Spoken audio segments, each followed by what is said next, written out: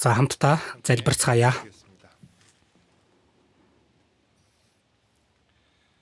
Тэнгэр газар түмэн бодисыг бүтээсэн ариун инэрэнгуй бурхан аав минь гэмтэн байсан биднийх та аварч өгөөд мөнхийн деваажинд очих найдварыг өгч бурхны хүүхэд болгож энэ газар дээр амьдрах хугацаанд үргэлж сахин хамгаалж тусалж байгаад талархаж байна. Өнөөдөр эзэн таны өдөр итгэгчид хамтдаа цагуулсан байна. Бурхантай хамт байж энд цугларсан бүхий л хүмүүсийн сэтгэл зүрхэнд бурхантай бидэнд заахыг хүссэн өөрийн хүсэл түүнийг мэдүүлж өгч зөвхөн бурхны өмнө зөв зохистой амьдрахад та тусалж эзэн таныг эрх хүртэл итгэлээ сахин бүрэн гүйцэд эзэн танд таалагдж амьдрахад та туслаарай.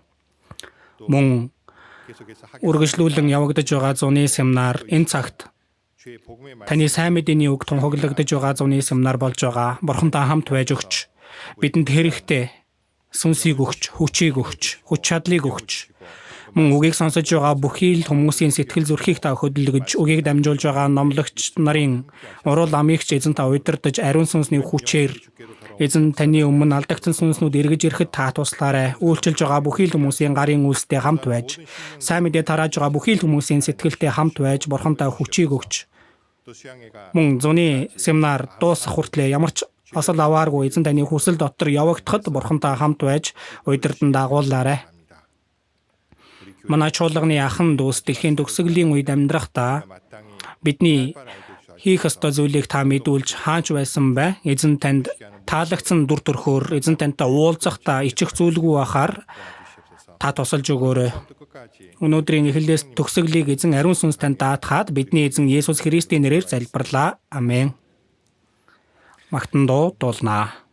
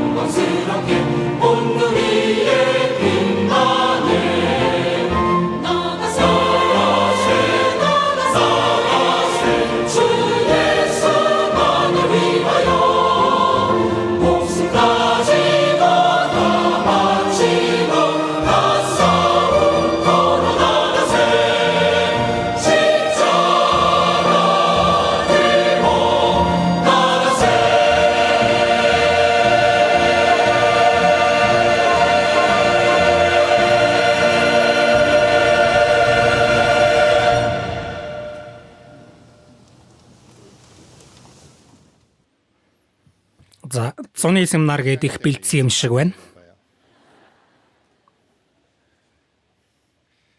За хамтдаа Малах 3 дугаар бүлгээс хараад эхэлцгээе. Малах 3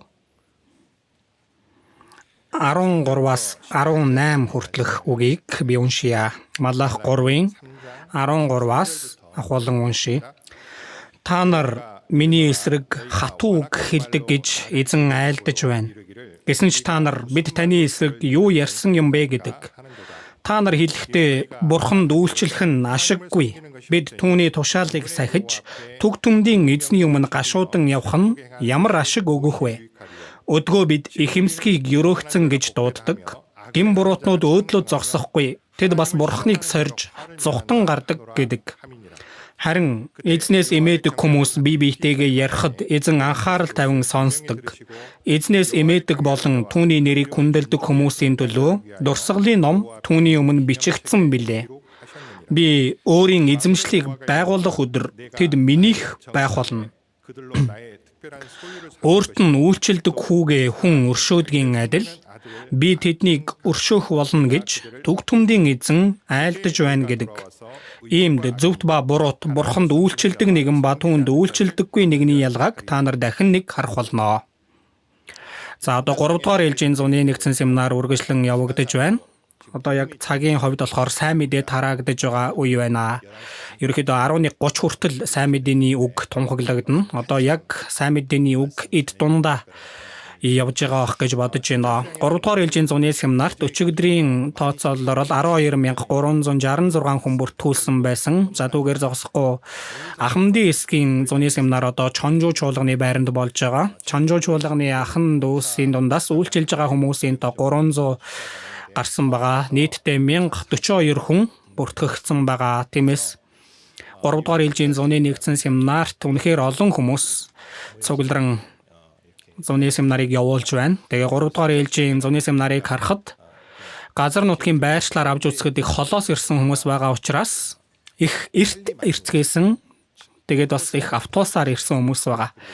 Тэр дотор байгаа хүмүүсийн тоо их олон байгаа. Өчигдөр цахилгааны хэрэглээ дээд зэгтээ хүрсэн байгаа. Тэгэхээр өнгөрсөн хугацаанд хэдэн 10 жилийн хугацаанд зуны семинар ихэд хамгийн их цахилгаан хэрэглэсэн нь өчигдөр байсан. Хэтэрхий халуун байгаа учраас бас олон хүмүүс байгаа учраас тийм байгаа ах. Их халуун байдал донд зуны семинар явагдаж байгаа учраас залбирч өгөөрэй. 2 дахь авахуулан одоо 4 дугаар ээлжийн семинар байгаа үүний төлөө хамтдаа бэлдэж бас залбираасаа гэж хүсэж байна. Өнөөдрийн үгийг хүлээлтэд бүү цоц гэсэн сэдвээр хамтдаа бодож үзье гэж бодож байна. Хүн бол хүлээдэг оршихуй байгаа. Хүн хүсэж байгаа зүйлээ. За амьдрах юм бол ингээ хүсдэг зүйлс байдаг. Гэхдээ тэр хүсэж байгаа зүйл нь биелэхгүй байгаад байх юм бол тэр хүсэж байгаа зүйл нь биелэгдэхийн төлөө чин сэтгэлээсээ хүсэж хүлээдэг байгаа. Зарим хүмүүс үр хүүхэд нь их сургуулиа төгсөөд их сайхан газарт ажилд орохын төлөө чин сэтгэлээсээ хүсэж хүлээдэг. Мэдээж ажилд орох гэж байгаа тухайн хүн ч гэсэндээ хэдэн 10 газар, хэдэн 100 газарт анкет өгж үзээд л ажилд орох хүсэлт өгөөд л хүлээдэг байгаа. Гэхдээ энэ нь сүүлийн үед их хэцүү болсон юм шиг байгаа. Ийм зүйлийг хийхэд сэтгэл их хүнд байдаг, хэцүү байдаг. Тэгээ зарим хүмүүс сайн хүнтэй уулзрахын тулд хормын төлөө бас хүлээдэг байгаа. Тэгээ хорм хийлэхийг хүсэж байгаа эцэг эхүүдийн хувьд ч гэсэндээ манай хүү манай охин сайн хүнтэй хизээ уулзрах болоо гэд бас их цаг хугацааг бас хүлээж өнгөрүүлдэг. Тэгээ залбирал дундаа өнгөрүүлдэг байгаа. Энэ нь бодсноос амар зүйл биш байгаа. Тэгээд зарим хүмүүсийн хувьд өвчин туслаа. Тэгээд тэр өвчин нь хурдан эдгэн гэж боддог. Гэхдээ тухайн өвчин нь эдгэхгүй удаад байлаа. Их удаан хугацаа шаардагдаад байлаа. Тэгэх юм бол хүн үүнийг хүлээхдээ их сэтгэлийн зовлонтой болж шаналдаг байгаа. Тэгээд түүнээс ч гадна бид бүхний хувьд бидний амьдралд энэ сэтгэл дотор маань байгаа ямар нэгэн хүсэл биелэхгүй байх үед Бурханд чин сэтгэлээсээ залбирч бас түүнийг хүлээдэг байгаа. Энэ цаг хугацааг яг жинхнээсээ туулаад үзэх юм бол их зовлонтой сэтгэлийн шаналлтай байдаг. Тэгээ бид бүхний хувьд хүлээдэг бас нэг зүйл байгаа. Юу вэ? Эзэн ирнэ гэж байгаа тэр амлалт байгаа. Эзэн дахин ирнэ гэсэн тэр амлалтыг бид бүхэн их удаан хугацаанд хүлээж байгаа. За миний хувьд залуу наснд 2000 он гэж ирэх болов гэж боддог байсан. Одоо настай хүмүүсийн хувьд санаж байгаа бах. Y2K гээд 2000 он болох юм бол дэлхийд сүрнэ гэдэл. Тэгээд 2000 он ирэх болов гэж боддог байсан. Тэгээд үнэхээр манай хүү сургуульд орж амжих болов. Ингэж боддогч байсан. Тэгэхээр дээр үед харах юм бол за хүнтэй гэрэлсэн ч гэсэндээ олон хүүхэд төрүүлдэггүй байсан эзэн ирнэ гэд тэгж амьдарч исэн үе бас байсан. Гэхдээ одоо хүртэл ирээгүй байна. Тэгээ жил болгон эзэн хурдан ирнэ гэж бид нар сонсдог. Гэтэл тийм байдал донд асуудал нь юу вэ гэвэл тэр хүлээлт сунжирх юм бол эхэндээ их халуун сэтгэлээр тэр хүүхдийнхээ ажилд орох талаар, хүүхдийнхээ хурим өвчин эдгэх талаар энэ сэтгэлдээ тээж яваа янз бүрийн хүсэл залбирлын хариулт эрхийг эзэн бас хурдан ирэх байхаа гэсэн тийм сэтгэлээс болж үнэхээр сэтгэл түгшин аль эсвэл догтлон хүлээж. За догдлох гэх илэрхийлэмж болох юм шиг байна. Хурдан тийм зүйл болоосаа гэж найдан хүсэж хүлээдэг. Гэхдээ тэр хүлээлт уртцаад сунаад байх юм бол яадаг вэ? Эхэндээ болохоор найдаж хүлээдэг. Гэхдээ цаг хугацаа өнгөрөх юм бол баг багаар энэ сэтгэл дотор эргэлзээ төрж эхэлдэг байгаа. Үнэхээр яг болох болов? Үнэхээр яг тийм цаг хугацаа ирэх болов? Энэ нь бидний итгэлийг сорьдог байгаа. Энэ нь итгэлийг сорьж бас тэр итгэл дотроо төвчж тэр төвчээртэй байдал донд бүхнийг тэсвэрлэж давж гардаг тийм итгэлж байгаа. Гэхдээ хүлээж байгаад цуцаад тэр замаасаа гарах тохиолдол итгэлээсээ хазайх тохиолдол бас гардаг байгаа. Өнөөдөр бидний харах гэж байгаа энэ Малахын үеийн асуудал бол тийм асуудал байгаа. Энэ Малахын үеийн итгэгчид Есүсийг ирэхээс 400 жилийн өмнөх итгэгчид байгаа. Энэ Малахын итгэгчид итгэлээсээ их холдсон байсан байгаа. Эхлээд 14-р ишлэлийг харах юм бол 13-ыг эхлээд би уншия. Та нар миний эсрэг хатуу үг хэлдэг гэж эзэн айлдаж байна. Гэсэн ч та нар бид таны эсрэг юу ярьсан юм бэ гэдэг. Бурхан хэлэхдээ энэ Малахын үеийн итгэгчид та нар, Израильчууд та нар тийм ээ, итгэгчид хатуу үг хэлдэг. За сайхан үг биш байна. Хатуу үгээр Бурханыг эсэргүүцдэг. Тэгээд юу гэж байна? Тэгсэн мөртлөө бид хизээ таны эсрэг ярьсан юм бэ гэж ярьдаг гэж байгаа. Бид хизээ таны эсрэг ярьсан юм бэ? Тэгээ 14-ийг харах юм бол та нар хэлэхдээ Бурханд үйлчлэх нь ашиггүй. Бид түүний тушаалыг сахиж түг түмдийн эзний өмнө гашуудан явах нь ямар ашиг өгөх вэ? За Малахын үеийн Израилийн ард түмэн ингэж ярьсан гэж байгаах нь Бурханд үйлчлэх нь ашиггүй юм байна. Бурханд үйлчлэх нь хэрэггүй юм байна. Тэгээд бид түүний тушаалыг сахиж түг түмдийн эзний өмнө гашуудан явах нь ямар ашиг өгөх вэ? Бурхны тушаалыг сахиж сэтгэл зориулж тэгээд түүний үгэн дотор амьдрах хугацаанд янз бүрийн хавчлагч байна, хэцүү байдалж үүсэн, за бие захирах үеч гарна. Ингэж амьдрах нь юу н ямар ашигтай юм бэ? За хүмүүсээ энэ бол итгэлийн үг үү? Итгэлээс холдсон хүний үг үү? За энэ бол итгэлээс холдсон хүний үг бахан. Тэгээд бүр цаашлаад 15 дугаар эшлэлдэр ингэж хэлж байгаа. Өдгөө бид ихэмсгийг өрөөгцөн гэж дууддаг. Гин буруутнууд өөдлөө зогсохгүй. Тэд бас Бурхныг сорж зүхтан гардаг гэдэг. Одоо бидний үед энэ Малахын итгэгчид энэ Малахын үеийн ард түмэн ярихдаа энэ цаг үед буруутнууд өөдөлж гинөө. Буруутнууд өөдөлж гин. Ихэмсэг хүмүүс өрөөгдөж байна. Хормоо хүмүүс яаж яаг гэн илүү сайн сайхан амьдарч баян сатгалан явж гинэ. Тэгж гинэ. Тэгээд Бурхныг сорж байгаа хүмүүс уг нь шийтгүүлэх ёстой байтал яаж гин Бурхныг сорж зугтан гардаг гэж байна. Харин сайн сайхан явж гинэ гин. Тэгэхээр үнэхээр итгэлээс гajсан ийм зүйлийг ярьж байна. За үүнийг л харах юм бол Малах 1-р бүлгийг харах юм бол Бурханд тахил өргөх тахилчид хүртэл завхарч Бурхны өмнө тахил өргөхдөө сохор. За тэгээд доглон тийм тахилын мал уг нь цэвэр өөс эвгүй мал өргөх ёстой байтал сохор доглон тийм мал өргөж байгаа. Тэр үед нь Бурхан юу гэж хэлдэг вэ?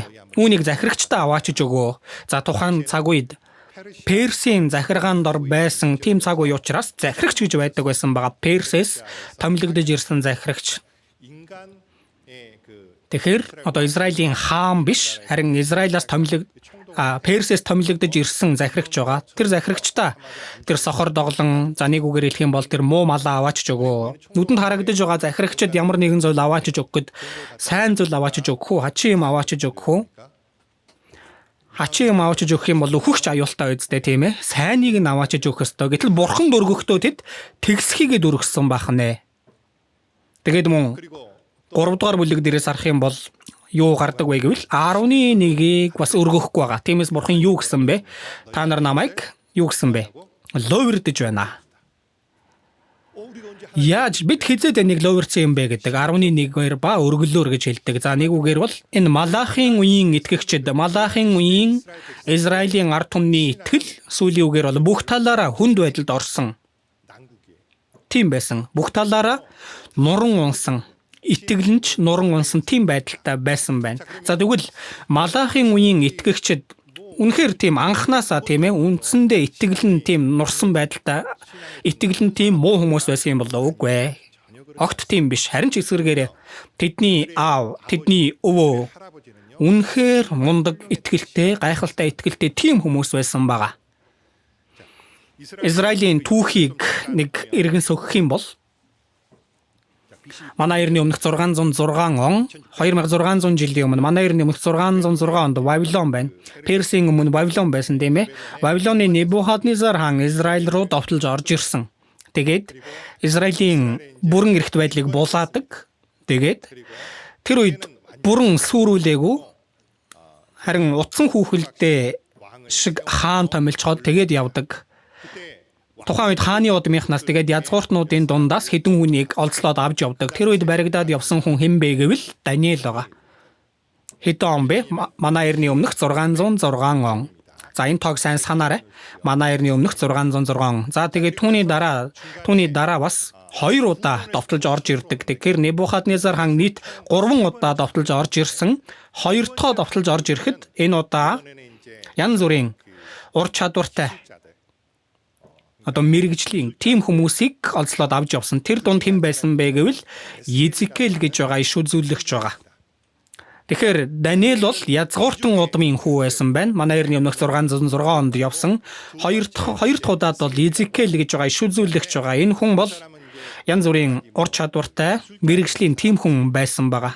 За гэтэл тийм бахад хүртэл Израиль Небухаднезар хааны өөдөөс үргэлжлүүлэн эсэргүүцэн тэмцэж үгэнд нь орохгүйсэн учраас манай эртний өмнөх 586 онд манай эртний өмнөх 606 оноос авахлаад 20 жил өнгөрсний дараа манай эртний өмнөх 586 онд 3 дахь давталж орж ирсэн байна. За тэгээд Израилийн өмнөд Юудаг бүрэн сүрүүлдэг. Тэгээд ариун өргөөг бүрэн сүйтгэдэг байгаа. Тухайн цаг үед идэвхтэй ажиллаж исэн иш үзүүлэгч бол Иеремия байгаа. Иеремия гэхдээ Вавилон руу яваагүй байгаа. Вавилон руу явъя гэхэд Иеремияг одоо хүндлэн харьцнаа. Вавилон руу явъя гэхэд Иеремия явуулгүйгээр тэгээд тэр бүх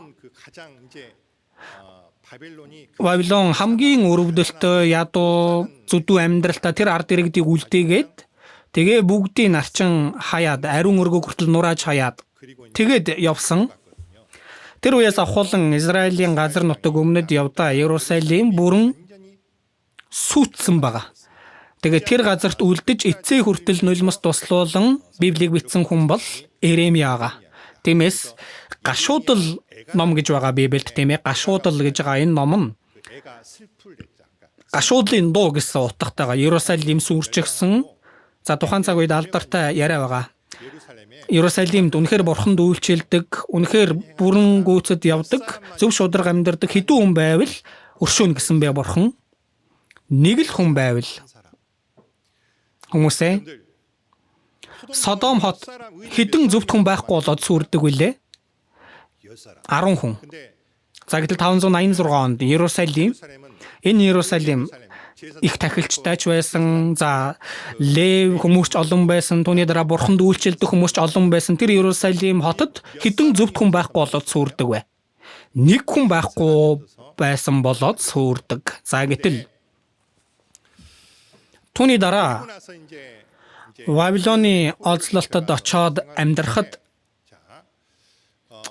одоо Иеремия иш үзүүлэгч манай эртний өмнөх 606 оны үед үнэхээр гайхалтай зөвгөнлийг хэлдэг байгаа. Ямар зөвгнөл байсан бэ гэвэл та нар үрд мөнхөд Вавилоны нутагт амьдрахгүй харин эргээд Израилийн нутагтаа буцаж ирэх болно гэж хэлдэг байгаа. За тэгээд хэдэн жилийн дараа эргэж ирнэ гэсэн бэлээ? 70 жилийн дараа эргэж ирнэ гэдэг байгаа. Тэгэх юм бол 606 оноос 70 жилийг хасах юм бол хэдэн он болж байна? 536 он болж байгаа. За манай эртний өмнөх гэдэг чинь ухрааж тоолдог тийм ээ. За тэгэхээр 536 он байна. За тухайн цаг үед Вавилоны олзлолтод амьдрахдаа харуулсан яриа бичигдсэн Библи бол дуулал 137 дугаар бүлэг байгаа. Энэ дуулал 137 дугаар бүлэгээр одоо хийсэн pop дуу байдаг. Вавилоны голын эрг гэдэг дуу. За би багада юугаач мэдэхгүй байх үедээ энэ Бонигийн дуулсан энэ дуунд их дуртай байсан. Бүр бүжиглэл дуулдаг байсан. За тэр дуу гэхдээ их тийм баяр хөөртэй дуу биш байгаа. Гашуудлын дуу байгаа. Гэхдээ хэмнэлэн их гоё байсан болохоор одоо утга санааг нь ч мэдэхгүй дуртай байсан. Гэхдээ тэр дуулал 137 дугаар бүлэгээр хийсэн дуу байгаа. За бурхан Даниэлд за тэгэхээр 536 болохоос нэг 2-3 жилийн өмнө Иеремия номыг харуулсан байгаа. Тиймээс Даниэл иш үзүүлэгч Даниэлс дүүр бүлэг дээрээс харах юм бол Библи дээрээс харах юм бол Иеремия иш үзүүлэгч 70 жил өнгөрвөл Израиль нутагтаа эргэж ирэх болно гэсэн зөвгнөл байсныг олж харсан байна. За гэхдээ би сая 606 онд олзлолтод очсон хүмүүсийн дунд төлөөлөл болж байгаа хүн хэн гэсэн бэлээ? Даниэл гэсэн байгаа. Энэ Даниэл тухайн үед өөрөө баригдаад явсан хүн учраас тооцоолоод үзсэн чинь одоо их хугацаа үлдээгүй байсан байна. Тиймээс Даниэл 9-р бүлэг дээрээс харах юм бол Даниэл иш үзүүлэгч бурхан иш үзүүлэгчээр дамжуулан амласанчлан Израиль үндэснийг дахин сэргээж өгнө гэдгийн төлөө чин сэтгэлээсээ залбирсан. Тэр нь Даниэл 9-р бүлгийн агуулга байгаа. За түүний дараа Габриэл Тэнгэрэлч Даниэл дээр гарч ирээд за тэр нь бодитоор биелнэ гэдгийг хэлээд тэр алдартай Даниэлийн 70 хоногийн зөвгөнлийг хэлж өгдөг байгаа. Түүнийг харах цаг за байхгүй байна. За тэгээ бодитоор 536 онд бурхан гайхалтай ажлыг хийдэг байгаа. Ямар ажил өрнөсөн бэ гэвэл тэр хугацаанд Вавилон сүрдэг.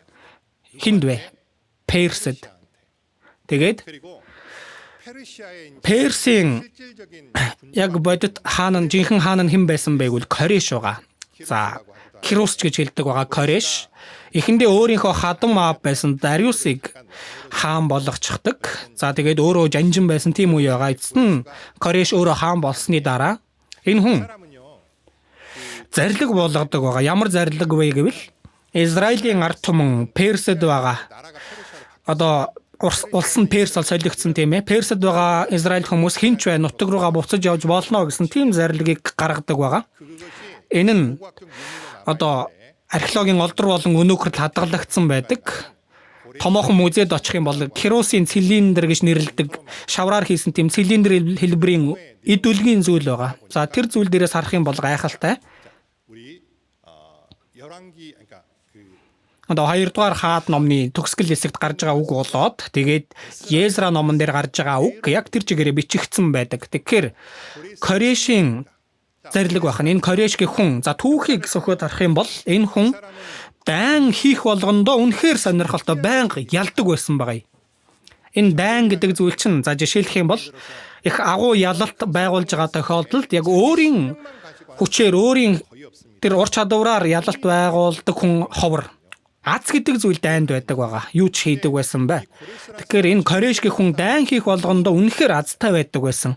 Үнэхээр яагаад ч ялах аргагүй дайн байтал байнга ялаад байдаг байсан байгаа. Тиймээс өөрөө ч дайнд явахдаа мэдэрдэг байсан. Ямар нэгэн хүчин зүйл надад туслаад байна да гэж боддог байсан гэж байгаа. За гэтэл Библийн Даниэл номыг дэлгэрэнгүй харах юм бол энэ Даниэл иш үзүүлэгч Вавилон болоод Персийн үеийг дамжин хамгийн өндөр тийм байр суурьнд байсан байгаа. Хүмүүсээ Даниэл номыг харах юм бол Даниэл арслангийн нүхэнд хаягдсан түүх гардаг тийм ээ. Тэр үе нь Вавилоны цаг үе биш, харин Персийн цаг үед болсон үйл явдал. Тэгээд Кореш хаан гэх хүн хаан болохын өмнө өөрийнхөө хадам аав Дариусыг тур хугацаанд хаан болгосон байсан тухайн цаг үеийн түүх байгаа. За тэр үед Даниэл иш үзүүлэгчийг захирагч болгон томилдог.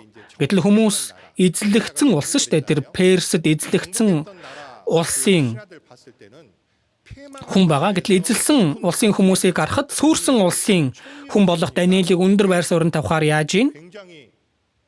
Одоо үнэхээр хорсон үстэй атаархан. За тэгээд тэр гимгүү хүнийг унгаахын тулд залбирахын бол арслангийн нүхэнд хайнаа гэсэн өөр бурханд үйлчилвэл ингэн тэгнэ гэсэн хуулийг гаргаж Даниэлийг арслангийн нүхэнд хайдаг үйл явдал болдог байгаа. Гэтэл талархмаар зүйл нь Даниэл арслангийн нүхэнд орсон ч арслангийн ам хаагдсан тийм ээ. Бурхан яасан бэлээ? Амыг нь тагласан байгаа. Тэгээд Даниэлийг гаргаж ирсний дараа гүтгсэн хүмүүс, за тэгээд занганд оруулах гэж өрх тавьсан хүмүүсийг бүгдийг арслангийн нүх рүү харахад газарт унахаарч өмнө арслан яасан гэлээ тэднийг урж тасдаж бүх ясыг нь хугалдан буудалсан гэх үг Библиэд гарч байгаа. Энэ нь Персийн цаг үед болсон үйл явдал. За тэгвэл энэ үнэн хүмүүсээ сая хэлсэнчлэн Дариус хаан нар зогсохгүй Кореш хаан мэдэх болов мэдэхгүй болов? Мэднэ. Даниэл номыг уншаад үзэх юм бол Кореш хааны анх дугаар он хүртэл Даниэл тэнд байлаа гэж байгаа. За тэгвэл Даниэл иш үзүүлэгч мэдээж хүмүүсээ за Корешийн түүх хаана бичигдсэн байдаг вэ? Корешийн талаарх түүх Исая номон дээр гарч байгаа. Исая номон дээр. Би одоо дуртад өнгөрөөд байна. Үүнийг та бүхэн дэлгэрэнгүй мэдмээр байвал Библийн академик сонсвол мэднэ. Энэ Кореш гэх хүн гарч ирэхийн өмнө Исая ном бол манай ерний өмнөх 700-аас 800 оны үед бичигдсэн Библи. 700-аас 800 оны үед тэгэхээр Кореш гэх хүн энэ дэлхий дээр гарч ирэхээс 200 жилийн өмнө Исая иш үзүүлэгчээр дамжуулаад Кореш гэх нэр хүртэл Библиэлд дурддагдсан байсан. Тэгээд Израилийг чөлөөлнө гэсэн зүгнэл байгаа. Энэ нь гарцаагүй Корешт үнийг хэлсэн хүн байгаа хэн бэ? Даниэл иш үзүүлэгч байгаа. Даниэл энэ тухай ярих үед ягаад арслангийн нүхнээс амьд гарч ирсэн Даниэлийг мэдхгүй хүн байхгүй болохоор тухайн үед харийнхны хаад хүртэл бүгд яадаг вүлээ? Бурхныг хүлээн зөвшөөрдөг байгаа. За би өмнө нэг уншижсэн өгүүлбэр дотор миний сэтгэлд их хүрсэн нэг өгүүлбэр байгаа. Даниэл сургаал заагч биш байсан. Даниэл иш үзүүлэгч сургаал заагч биш байсан. Гэхдээ харийнхны бүх ард түмэнд харийнхны бүх хаадыг бурхны өмнө өвдөг сөгтөхөд хүргэсэн. Бүх харийнхны ард түмэн Вавилон болон Персийн ард дэргэд хийгээд Вавилон болон Персийн хаад хүртэл бурхны өмнө өвдөг сөгтөхөд хүргэсэн хүн хэн бэ? Даниэл байх нэ. Тиймээс Кореш бол гарцаагүй Библиэр дамжуулан өөрийнхөө нэрийг харсан байгаа юм аа. Тэгээд өөрийнх нь байгуулж исэн тэр ялалт миний хүчээр биш байж харин хэний хүчээр байсан гэдгийг ойлгосон бол бурхны хүчээр байсан юм байна гэдгийг ойлгосон байна. Түүнийг яаж мэдэж болох вэ гэвэл хүмүүсээ одоо бид Иран гэдэг улсад очиж чадахгүй л дээ. Иранд очих юм бол за нээврээс бас хайгаад үзэх юм бол манай улсын хүмүүсийн дундаас ч их очоод ирсэн байдаг. Янз бүрийн блогоос харах юм бол энэ Корешийн буш, Корешийн цилиндр, Даниэлийн буш, Мордехайгийн буш, Мордехай гэж мэднэ үстэй Эстер номон дээр гардаг. Бүгд байдаг. Иранд. За гэтэл Корешийн буш нь үнэхээр эгэлж ирээ. Эзэнт улсыг байгуулсан хааны буш биш. Үнэхээр энгийн эгэлж ирээ. Кореш ойлгосон бахан би өөрийн хүчээр ийм байдалд хүрээгүй. Хэний хүчээр вэ? Энэ бол Библийн бурхны хүчээр болсон байжээ. За даруу хүн байсан бахан. За тэгээд ямар тааж Кореш тэднийг чөлөөлсөн байна. Дахиад хизээвэ. Манай ерний өмнөх 536 онд Зерубабел захирагч болж удирдан Израильчуудыг дагуулж гарч ирсэн. Тэр үед Езра 1-р бүлгээс 10-р бүлэг хүртэл арах юм бол 1-ээс 6-р бүлэг хүртэлх агуулга нь энэ Зерубабел удирдагч болон гарч ирж байгаа агуулга байгаа. За түүний дараа Персид байсан бүх хүмүүсийн түүх хаана гардаг вэ гэвэл Естер номон дээр гарч байгаа. Естер номон дээр гарч байгаа Мордехайгийн түүх, тэнд гарч байгаа бүх хүмүүс Персээс Израиль руу буцаж яваагүй хүмүүсийн түүх байгаа. За гэтэл Персээс Израиль руу буцаж явсан хүмүүс нэг 50,000 орчим хүмүүс байгаа. Персид үлдсэн хүмүүсийн тоо олон болов, ботсон хүмүүсийн тоо олон болов. Үлдсэн хүмүүсийн тоо хамаагүй их байгаа. Ботсон хүмүүсийн тоо нь бага байгаа. За тэгвэл тэр бага хүмүүсийн хувьд итгэл нь хичээл зүтгэлтэй хүмүүс байсан болов, тэгсхийн амьдрдаг байсан хүмүүс болов. Үнэхээр хичээнгүй итгэлтэй хүмүүс байсан. Зерубабел гэж хэн бэ?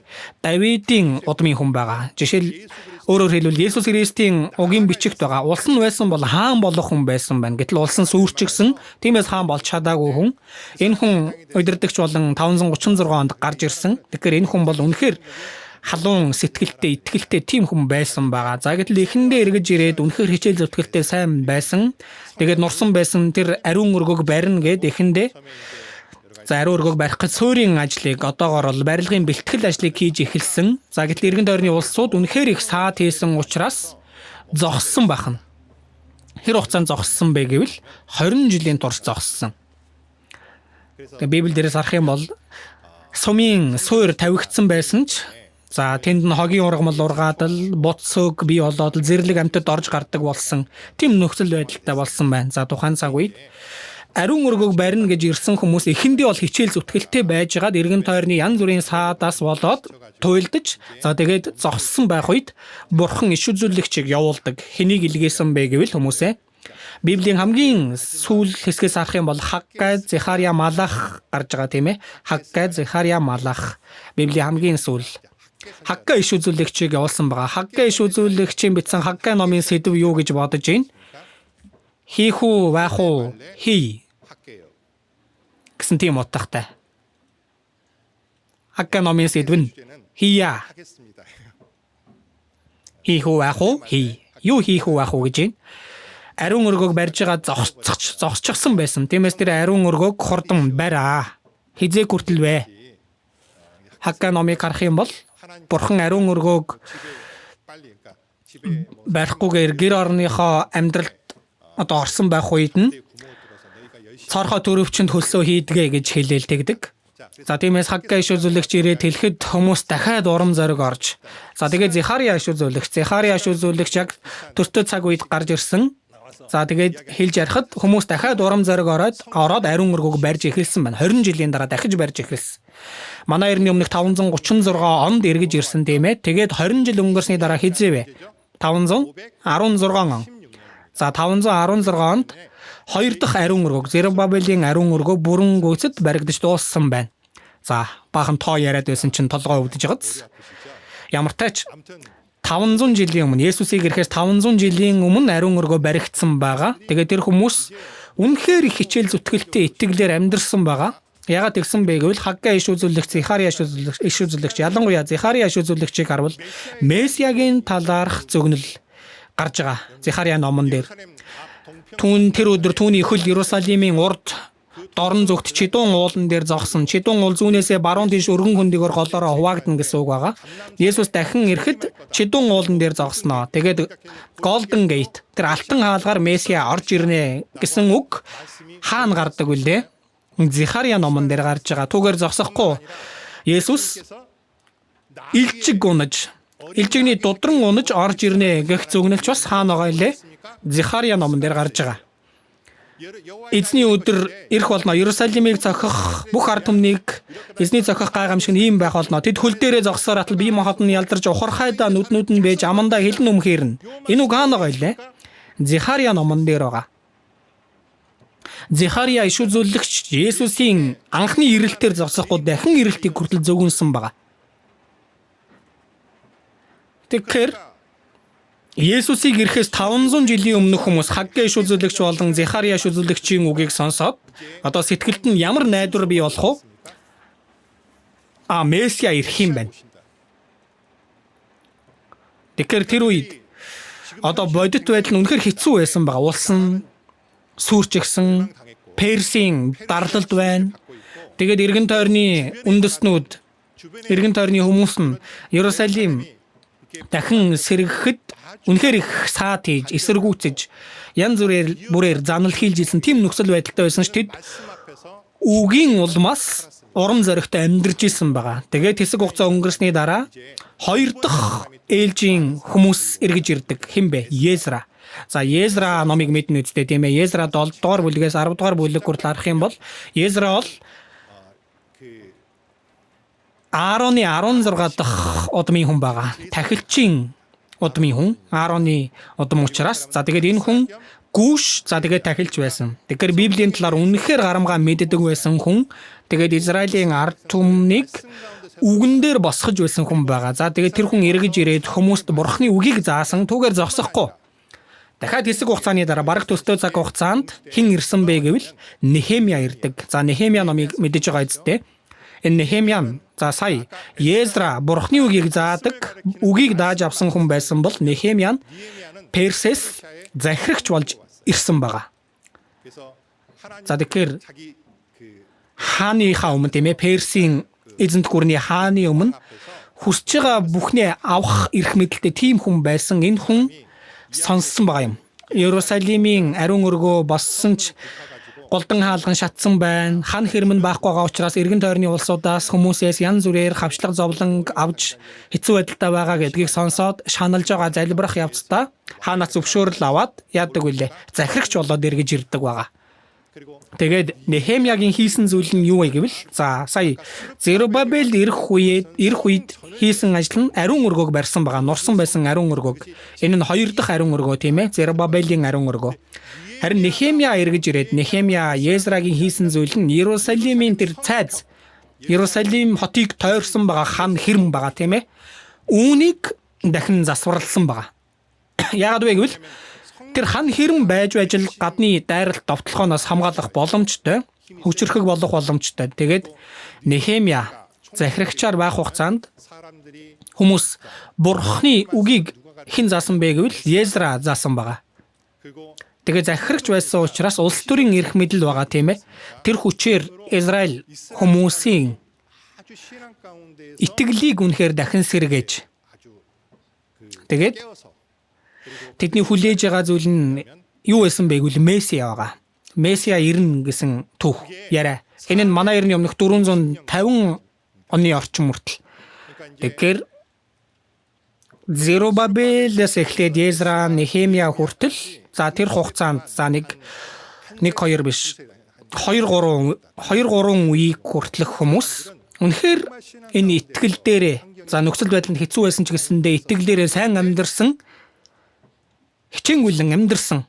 За гэтэл тэгж жагаад за Езрач гэсэндээ өгсөн байж таарна тийм ээ. Тэгээд Нехемияч гэсэндээ нас барсан байж таарна. Тэгээд одоо тэгээд Малахын үеийн итгэгчид гарч ирж байгаа. Малахын үеийн Израилийн ард түмэн ямар хүмүүс байсан бол манай эртний өмнөх 400-аад оны үе рүү очих юм бол за тэр үед очвол магадгүй сая хэлсэнчлэн Нехемия Езрагийн үеийн хүмүүсийн хөвгүүд охтын үе юм уу аль эсвэл ач нарын үе байгаа. Тэгэж таарна үсттэй. Хүү охтын үе юм уу ач нарын үе. За энэ үед хүмүүсийн итгэл ямар болсон бэ? Нэг үгээр хэлэх юм бол үнэхээр нуран унсан байсан. За би үнэхээр урт ярьчих шиг боллоо тийм ээ. Энэ өмнөх нөхцөл байдлын талаар. За тиймээс одоо энэ Малахын үе ирсэн чинь хүмүүс сая хэлсэнчлэн тэгж хичээнгүйлэн амьдарч исэн эцэг их хичээнгүйлэн амьдарч исэн өвөө эмээ хичээнгүйлэн амьдарч исэн элэнс үгийнх нь үе эцэг ихийнх нь үе бүгд одоо өнгөрөн одсон энэ цаг үе өөрчлөгдсөн түүний дараа тэд одоо ингэж ярьж байгаа цаг үе ирсэн байна. Бурханд хатуу үг хэлж хатуу үгээр Бурхныг эсэргүүцэж Бурханд үйлчлэх нь ашиггүй. Бид түүний тушаалыг сахиж түгтүмдийн эзний өмнө гашуудан явах нь ямар ашиг өгөх вэ? Өдгөө бид ихэмсхийг өрөөгцөн гэж дууддаг. Гин буруутнууд өөдлөө зогсохгүй. Тэд бас Бурхныг сорж зүхтэн гардаг. Гэтэл би одоо Бурханд үйлчлж амьдарч байгаа хүн Месиаг хүлээж амьдарч байгаа хүн гэтэл бидний энэ үед яагаад юм хэцүү байгаа юм бэ? За, улс нь яг л хэвээрээ Персийн дарлалд байсаар л байна. Иргэн дойрны харь үндэстнүүд Израилийг яаж эзэлж авах вэ гэж үргэлж гитэн боломжийг отон тэсэж ядаж байгаа. Израиль нэг жоохон юм хийвэл сүрдүүлдэг. Тэгээ заримдаа боддоор хүч үйлдэж довтлдог байсан. Тийм цаг үед амьдарч исэн учраас Израиль хүмүүс итгэлээсээ хазааж эхэлдэг. Шалтгааныг нь юу гэж бодож байна? Хүлээлт нь сунжирсан учраас. За гэтэл ягаад би энэ талаар бодсон бэ гэвэл энэ цаг үе болоод тэр цаг үе их төстэй. За Малахийн үед эхний ирэлтээр ирэх Есүсийг эхний ирэлтээр ирэх Месияг хүлээж байсан. Бидний үед хэнийг хүлээж байгаа вэ? Дахин ирэх Есүсийг хүлээж байгаа тийм цаг үе. Энэ Малахийн үед ч Месиа ирнэ гэсэн зөвгнөл их байсан. Иш үзүүлэгчид Исая иш үзүүлэгч хэлсэн байгаа. Сая хэлсэнчлэн Захария иш үзүүлэгч хэлсэн. Иш үзүүлэгчид ярих болгонд ялангуяа энэ Малах иш үзүүлэгчийн хувьд энэ баптист Иохны талаар ч гэсэндээ дийлгэрэнгүй зүгэнсэн байдаг. Ямар ч зүгнэл бол их байгаа. Иш үзүүлэгчид Месиа ирнэ гэж маш их хэлж зүгэнсэн. Бидний үед ч гэсэндээ дахин ирэлтийн талаарх амлалт байгаа илүү байхгүй илүү байгаа. Тэр амлалт маш тодорхой. Гэтэл дахин ирэлт болоод эхний ирэлт за өөр ч гэсэндээ одоо бол төстэй нийтлэг тийм ээ хүлээж байгаа. Ирж гин үү ирэхгүй байна уу гэтэл хүлээлт сунжирч байна. Бурхныг харахад хүмүүсээ яг үнэндээ 20-30 жил гэдэг чинь урт цаг хугацаа биш байхгүй юу?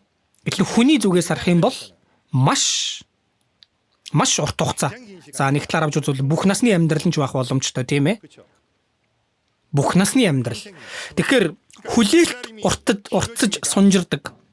Сунжирх юм бол эхэндээ үнэхээр халуун сэтгэлтэй байгаад л үнэхээр бурхны өмнө хүчээ дайчлаад л хичээнгүйлэн амьдарч исэн хүмүүс уртл баг багаар хүлээгээл байсан. Гэтэл ирэхгүй бол шантарж эхэлдэг.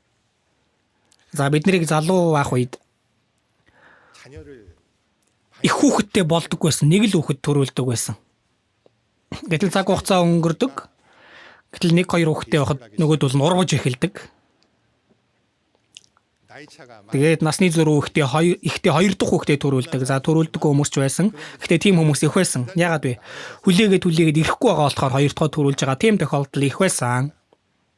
Мэдээж энэ нь 100% тийм байсан гэсэн үг биш л дээ. Гэхдээ хүлээгээд уг нь хурдан л ирэх юм шиг санагдаад хичээнгүйлэн амьдардаг. Гэтэл ирэхгүй болохоор шантарж эхэлдэг. За тэгээд заримдаа эргэлзээ төрж эхэлдэг байгаа. За тэгээд байх юм бол энэ итгэл нь үнэн дүр төрх байхаасаа илүү хэлбэр дүр төрх болж өөрчлөгдөх тохиолдол байдаг. Яагаад вэ гэвэл бид махан биетэй учраас. Тэгээд багаар энэ хорвоогийн зам ёсыг дагаж эхэлдэг. Зам ёсыг дагна гэдэг нь юу гэсэн үг вэ? Юу сайхан бэ? Юу вэ гэтэл мөнгө хамгийн сайхан юм байна гэд. Иргэн тойрноо арах юм бол энэ ертөнцийн хүмүүс их сайхан амьдраад байна. Энэ ертөнцийн хүмүүс юу ч хийсэн за сүүлийн үед жоохон унтсан байгаа ч гэсэндээ ховцаа байна тийм ээ. За үл хөдлөх хөрөнгөч өссөн. За гэтэл би тэнийг юм шиг тийм зүйлийг тоохгүй амьдарсан. Гэтэл нэг хартал гинт би ямар тэнэг амьдарсан юм бэ? Би одоо тэнэг хүн шиг амьдраад байгаа юм бах та гэж бодогдох үеч байна. За энэ нь ингээд энэ хорвоогийн зам ёсыг дагаж амьдарч эхлэхэд хүргэдэг. За гэтэл Малахийн үеийн хүмүүс яагаад завхарсан бэ? Нэг үгээр бол сунсан учраас.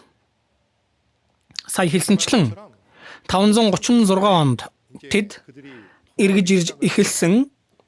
Тэгээд эхэндээ жоохон хэцүү байсан ч гэсэндээ ариун өргөөг барьдаг. Тэгээд хэцүү байсан ч гэсэндээ Езрач гэсэндээ ирж, Нехемия ч гэсэндээ ирж тэр хан Хермийг засварладаг. Үнэхээр хүчтэй амьдарч үнэхээр дахин сэргсэн, сүнслэг байдлаар дахин сэргсэн цаг хугацааг өнгөрүүлсэн. Гэтэл тэр дахин сэргэлт дуусаж тэр хүмүүс бүгд одоо эзний өмнө очсны дараа үр хүүхдүүд нь үлдсэн. Тэгээд хүлээлт нь сунжраад байсан учраас үнэндээ бодит байдал нь нүдэнд нь харагдаж эхэлсэн. Эхний ээлжин санхүүгийн хувьд хэцүү байдалтай байсан байна. Амьдрал нь хүнд хэцүү болсон байна. Тэгээд улсынхан сурж авахлан дахин сэргэхгүй байгаад байна. Хүлээж исэн Месиягийн хаанчлал биелэгдэхгүй байна. Тиймээс хүмүүс ингэж ярьсан гэж байгаа хэн бурханд үйлчлэх нь ашиггүй юм байна. Тэгэхээр энд асуудал нь зовлон өөрөө биш юм аа. Харин энэ зовлон хүлээж байгаа зүйлийг хэрхэн тайлбарлаж ойлгож байгаа нь буруу байсан юм. Тиймээс хандах хандлага нь өөрчлөгдчихсэн. Хүмүүсээ гэхдээ Библийг харах юм бол бурхны ажил бол ерөөсөө үргэлж хүлээлтээр дамждаг гэдгийг мэдв. Авраам дор хаяж бурхны амлалтыг аваад хэдэн жил хүлээж байж хүүхэдтэй болдог үлээ. Дор хаяж 25 жил хүлээсэн. Тэгээд энэ хүний хувьд боломжгүй болсон үед нь хүүхэд төрдөг. Яагаад вэ? Өөрөө хөгшөрсөн. Эхнэр Сараа ч гэсэндээ яасан бэлээ? Өндөр наслан өтөлсөн эмэгтэй хүний хувьд хүүхэд төрүүлэх боломжгүй тийм насан дээр очсон. Боломжгүй болсон үед нь бурхан түүнд хүү Исаакийг өгдөг. Хүмүүсээ Йосеф ч гэсэндээ 17 нас хүртлээр ааваараа хайрлуулж амьдарсан. Гэхдээ тэр боололоод худалдагдаад үнэхээр өрөвдөлтөй байдалд сайд болох хүртлээр захирагч болох хүртлээр багада 13 жил үнэхээр хүний хувьд үнэхээр өрөвдөлтөй цаг хугацааг туулсан. Давид хаан яадаг үлээ? Давид хаан Самуэль түүнээр ирээ түүнийг тосолдог. Гэтэл Саул түүнийг алах гээд хөөхд зугтаж явсан цаг хугацаанд дор хаяж 15 жил байгаа. Тослогдсон хүн үнэхээр жинхнээсээ хаан болох хүртэл маш их үхлийн аюул занал тийм зүйлийг туулж зугтаж орогнож явсан. Мосе Израилийн ард түмнийг аврах гэж тийм шийдвэр гаргадаг. Гэхдээ алуурчин болоод Медианы эцүүл рүү зугтаад тэнд хэдэн жил байдаг вүлээ? 40 жил тэнд байсан. Бурхны ажлыг харах юм бол ерөөсөө үргэлж хүлээлгдэг тийм нийтлэг талтай. Шалтгааныг нь юу гэж бодож байна? Бурхан хүрээлэн буй орчноос илүү эхлээд хүнийг бэлтгэдэг байгаа. Тэгээд тэр хүлээж байгаа нь бурхан юу ч хийхгүй байгаа хэрэг биш юм аа. Хүлээгээд байгаа нь бурхан чимээгүй байгаа явдал биш, харин бурхны талаас бэлдэж байгаа явц байна. Би ч гэсэндээ үнэндээ багаасаа авахулаад эзэн ирнэ гэж одоо сонсч ирсэн учраас хаяа нэг тэгж бодогдох уууд байсан хүмүүсээ. Одоо ч гэсэндээ Америк, Иран хоёр бас л үзэлцэж байна тийм ээ. Гэхдээ энэ нь Библи биелэгдэж байгаа гэдгийг бид нар мэдж байгаа. Гэтэл Иран энэ газрын хөрснөөс арчигдах болоогүй болоо. Алга болохгүй. Хэзээ хүртэл вэ? Төгсгөлийн дайныг хүртэл. Хүмүүсээ одоо Трамп их хэцүү байдалд орох байх. Иран уг нь бутрах ёстой байтал ерөөсө бутрахгүй байна. Тэгэхээр энэ дэлхийн хүмүүс ингэж яагаад Иран өстой сүрхэндээ гэж ярьж байгаа ш бид бол Библи дээрээс харах юм бол Иран бол сүрхэхгүй дээ. Яаж игээд амьд үлдэн дээ. Мэдээж маш ихээр доройтож хэцүү байдалд орох боломжтой л доо. Яагаад вэ гэвэл төгсгөлийн дайн эхлэх нь эд бараа тонон дээрэмтхийн тулд байгаа тийм ээ. Гэхдээ алга болохгүй. Гэтэл бид нар Библиэр дамжуулан энэ зүйлийг мэдж байгаа. Энийг харах юм бол ямар бодолд өрөх вэ? Эзэн ажиллаж байгаа. Энэ бол миний зүгээр хувийн бодолд таамаглал байгаа. Үнийг хэлье. Миний бодол шүү. Би Трампд их дургу. Энэ сэтгэл хөдлөлөөр үнэхээр хамаагүй ярьдаг. Үнэхээр сонин хачин үйлдэл гаргадаг учраас. Гэтэл сүүлийн үед би Трампд их баярлаад байгаа. Хүмүүсээ Трамп байгаагүй бол манай улс урт хугацааны эдийн засгийн бага өсөлтийн зам руу орох байсан. Тэгээд би бас ховдоо бодохдоо манай улсын эзэмшиж байгаа бүх үйлдвэрийн аж ахуйн дийлэнх нь хятадтай давхцдаг. Гэхдээ хятадыг бол дийлэхгүй өрсөлдвөл хятадтай өрсөлдөх юм бол. Тэгэх юм бол манай улс үнэхээр энэ эдийн засгийн бага өрсөлттэй дүр төрхөөр амьдрах ёстой байсан. Илүү хүмүүсээ манай улс сүүлийн үед сайн байгаа илүү үгүй юу? Америк хятадд хаалт хийж байгаа учраас. Тэгээд бас үнэхээр их талархмаар зүйл нь манай улс бүх төрлийн түүхийн эдийг боловсруулдаг. Дэлхийн хамгийн өндөр чанартай. Хятадыг хасаад барууны ямар ч орон манай улс үгүй бол юу ч хийж чадахгүй. Цөмийн эрчим хүч байна уу, батлан хамгаалах салбарт ч байна уу, хагас дамжуулагчийн салбарт ч ялгаагүй. Хүмүүс энэ олон улсын нөхцөл байдал ингэж өөрчлөгдсөн хэний ачаар гэж бодож байна? Трампын ачаараа. Тиймээс би зүгээр цэвэр миний бодол шүү. Зүгээр л миний бодол. Энэ бурууч байж болно. Бид нар сайн мэдээг хичээнгүйлэн тарааж байгаа учраас бурхан үнэхээр энэ төгсгөлийн үед бидэнд боломжийг өгöd байгаа юм биш үү гэж бодогдоод байгаа. Энэ бол зүгээр л миний хувийн бодол шүү. Үнэхээр энэ хятадд ингэж хаалт хийхгүй бол тэгхийн бол манай улс ийм байдалд хүрэхгүй байх байсан.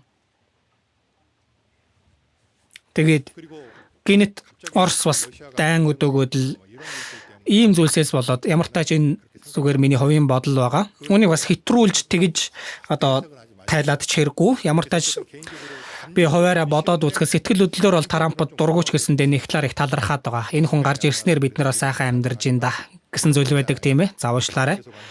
Бас Трампд дуртай хүн байж магадгүй гэж бодоод тийм хүнээс л уушлахгүй юмараа. За зөвөр миний хувийн бодол шүү. За ямар та шарах юм бол энэ хүлээлт гэх зүйл туйлдж цуцах дүргдэг. Тэгэхээр бурхан чимээгүй байж бэлддэг бахан. Бурхан чимээгүй байж идэг юм биш, бэлдэж байдаг. Одоо ч гэсэндээ бурхан ажилласаар байгаа хүмүүсээ. Манай улс үнэхээр бид нар сайн мэдээг хичээнгүйлэн тараах юм бол хичээнгүй сайн тараавал бурхан туслах байхгүй юу? Энэ ч гэсэндээ зүгээр л цэвэр миний бодол. Энэ зун ч гэсэндээ одоо их бөхчм халуун байгаа ч гэсэндээ амьдарч болохоор нь болохооргүй нү? Амьдарч болохоор гоц Европт одоо яаж ийн? Бүр хүмүүс үхэж ийн гэж байгаа. Хит халуун болж. За гэтэл энэ ч гэсэндээ бурхны хамгаалалт юм болов уу гэж бодож ин зуны семинар хийх ёстой болохоор яагаад вэ? Сайн мэдээг хичээнгүйлэн тарааж байгаа учраас бурхан тусалж байгаа. Бүх зүйлийг ингэж тайлах юм бол бүх зүйл дээр бурхан тусалж байгаа. Зөвч байж болох юм байна гэж бодогддог. Ямар тааж бурхан бид сайн мэдээг сайн тараахын төлөө үнэхээр энэ төгсгөлийн үед сайн мэдээг тарааж байгаа бид бүхнийг сахин хамгаалж удирдах байгаа юм байна. Бурхан ажилласаар байгаа. Тэгээд сайн мэдээг тарааж сайн мэдээ тараах ёстой хүн байгаа учраас бурхан дахиад илүү нэмж хүлээж байгаа хань. Тэгээд Малахи үеийн хүмүүс бас ингэж нуран унсан шалтгаануудын нэг нь юу вэ гэвэл хорон муу хүмүүс дэндүү сайхан яваад байсан учраас. За Малах 2 дугаар бүлгийн 17 харъя.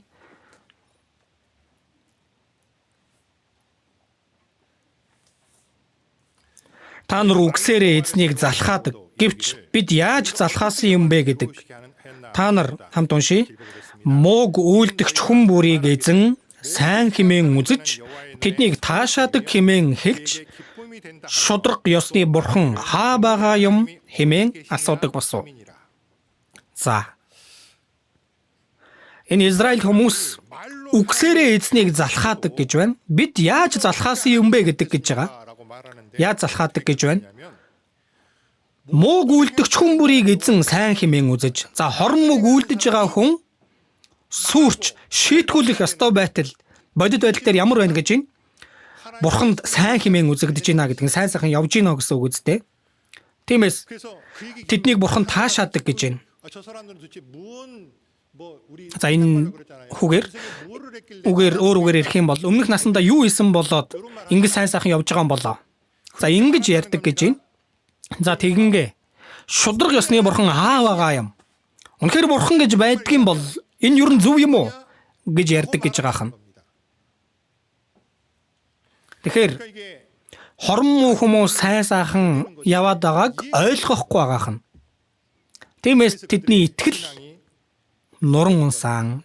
Тэгээд бурханд үйлчлэх нь ашиггүй юм байна гэж ярьж байгаа. Хүмүүсээ энэ буруу бодол шүү дээ. За эхлээд гонсоож эхэлвэл яадаг вэ? Гомдол төрдөг. Гонсойвол гомдол төрдөг.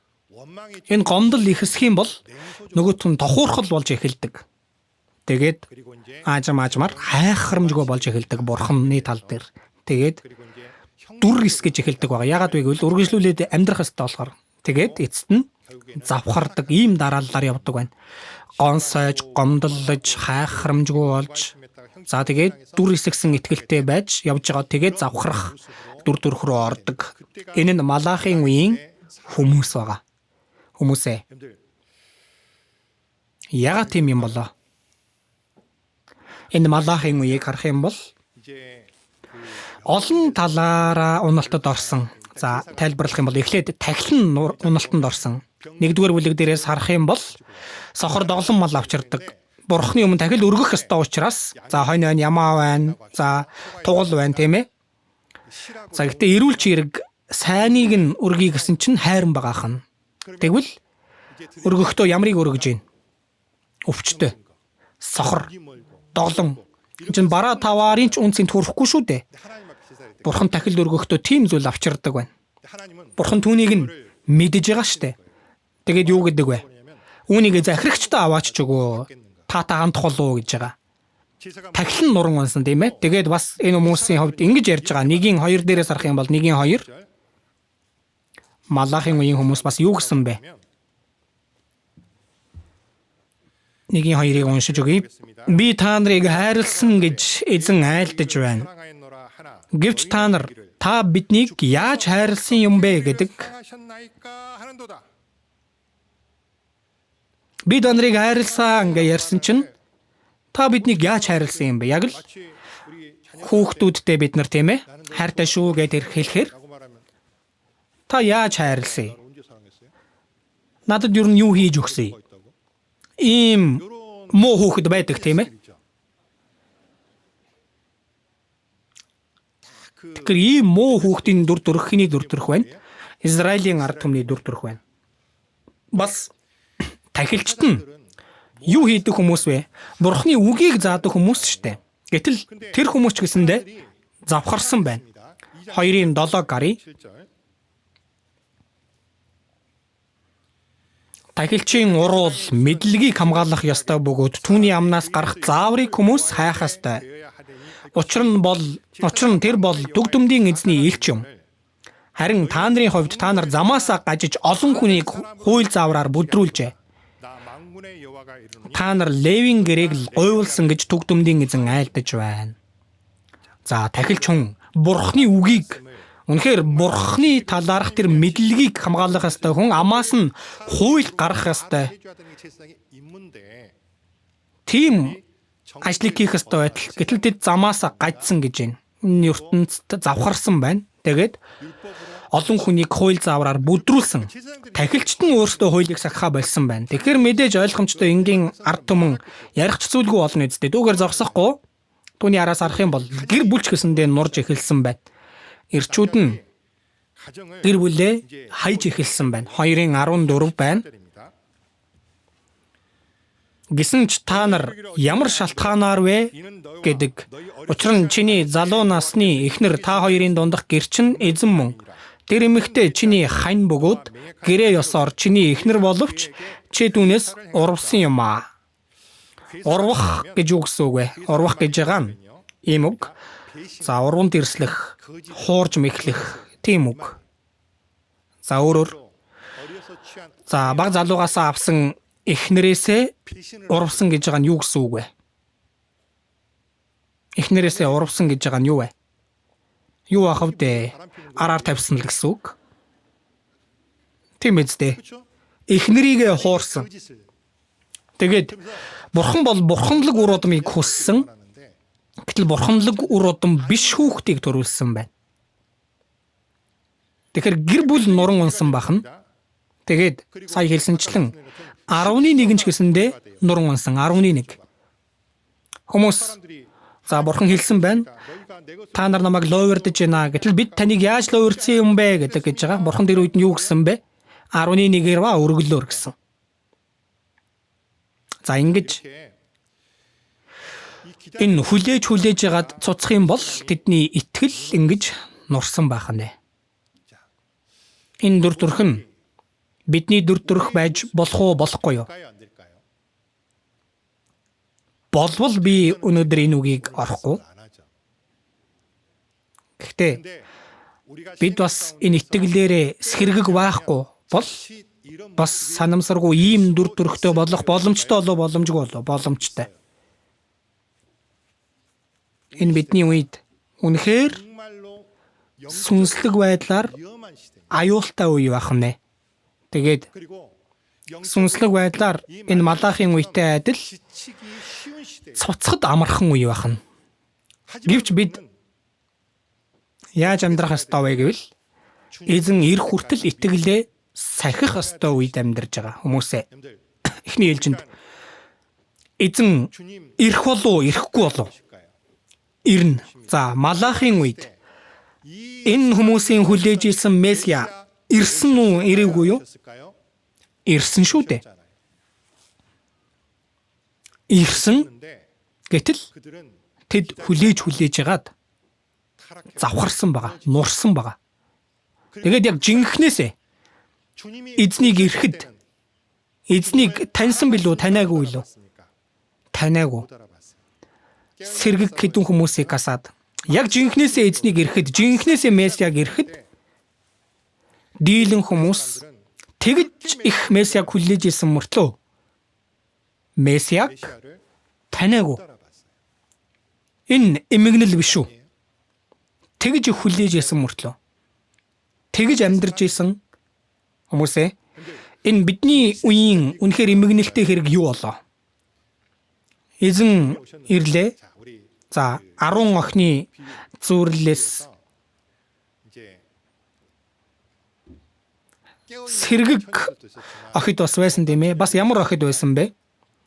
Нойрмоглож байсан охид бас байсан. Тэгвэл эзэн маань ирэхгүй удна гэж бодоод л бусад зарцнараа зодож за тэгж байгаа зарц бас байгаа гэж Библиэлд гарч байгаа тийм ээ. За тийм маягаар нойрмоглож байтал өнгөрсөн хугацаанд их сайн амьдарч итэл яг нойрмоглож байтал нь эзэн ирвэл эзэнтэй уулзвал яах вэ? Мэдээж аврагдсан бол эзний өмнө очиод яваажинд орно. Гэхдээ бас санаа зовхгүй гэж үү?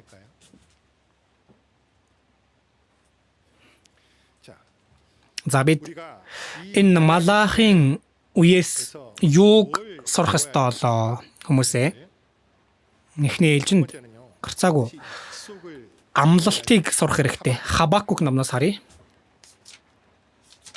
Хабакук 2. Хабакук 2.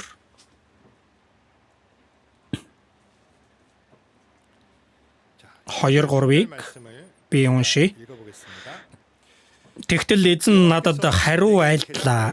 Үзэгдлийг бичээд хавтангууд дээр сийл. Уянсан нэг нь ухасхийг. Үзэгдэл нь тогтоогдсон цагийн төлөө юм. Төгсгөл рүүгээ энэ нь яарах агаад эс хөсөрдөн. Хоцорж байгаа мэт байвал хүлээхтэн. Хойшлолгүй заавал биелэгдэх болно. За Хабакук номон дээр ямар агуулга гардаг вэ гэвэл Хабакукч бас хорон муу хүмүүс үнэхээр сайн сайхан явж исэн тийм цаг үе.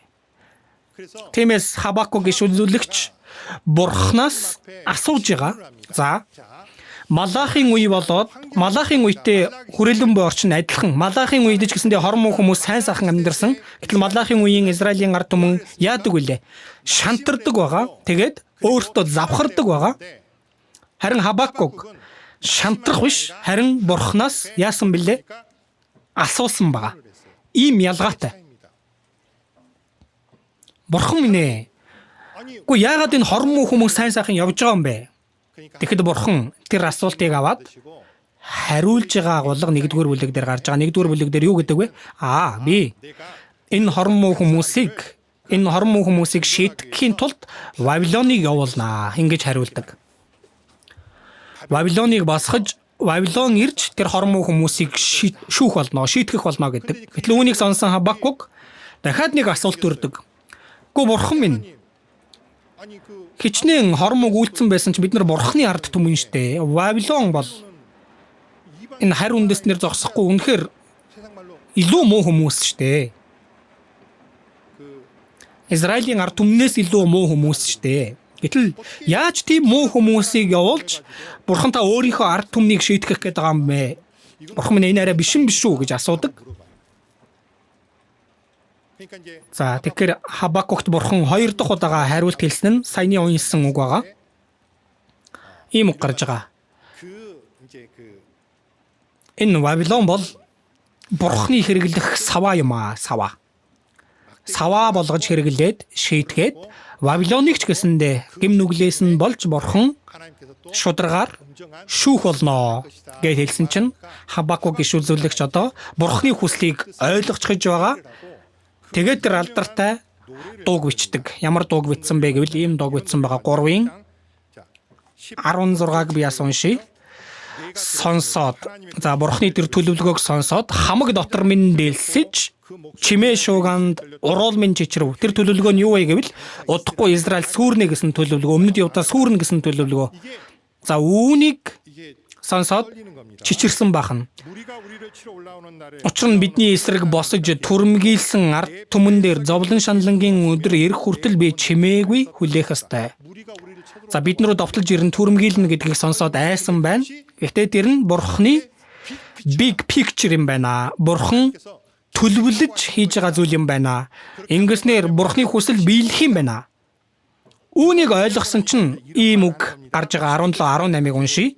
Хэдийгээр инжирийн мод цэцэглээгүй, усан үзмийн модч үржимсгүй, чидууны ургац гарахгүй, талбайд хүнс огт ургахгүй байсан ч хашаандаа хоньгүй, сарвчнандаа үхэргүй болсон ч эзний дотор би баясан хөөрч авралынхаа бурхан дотор баярлна.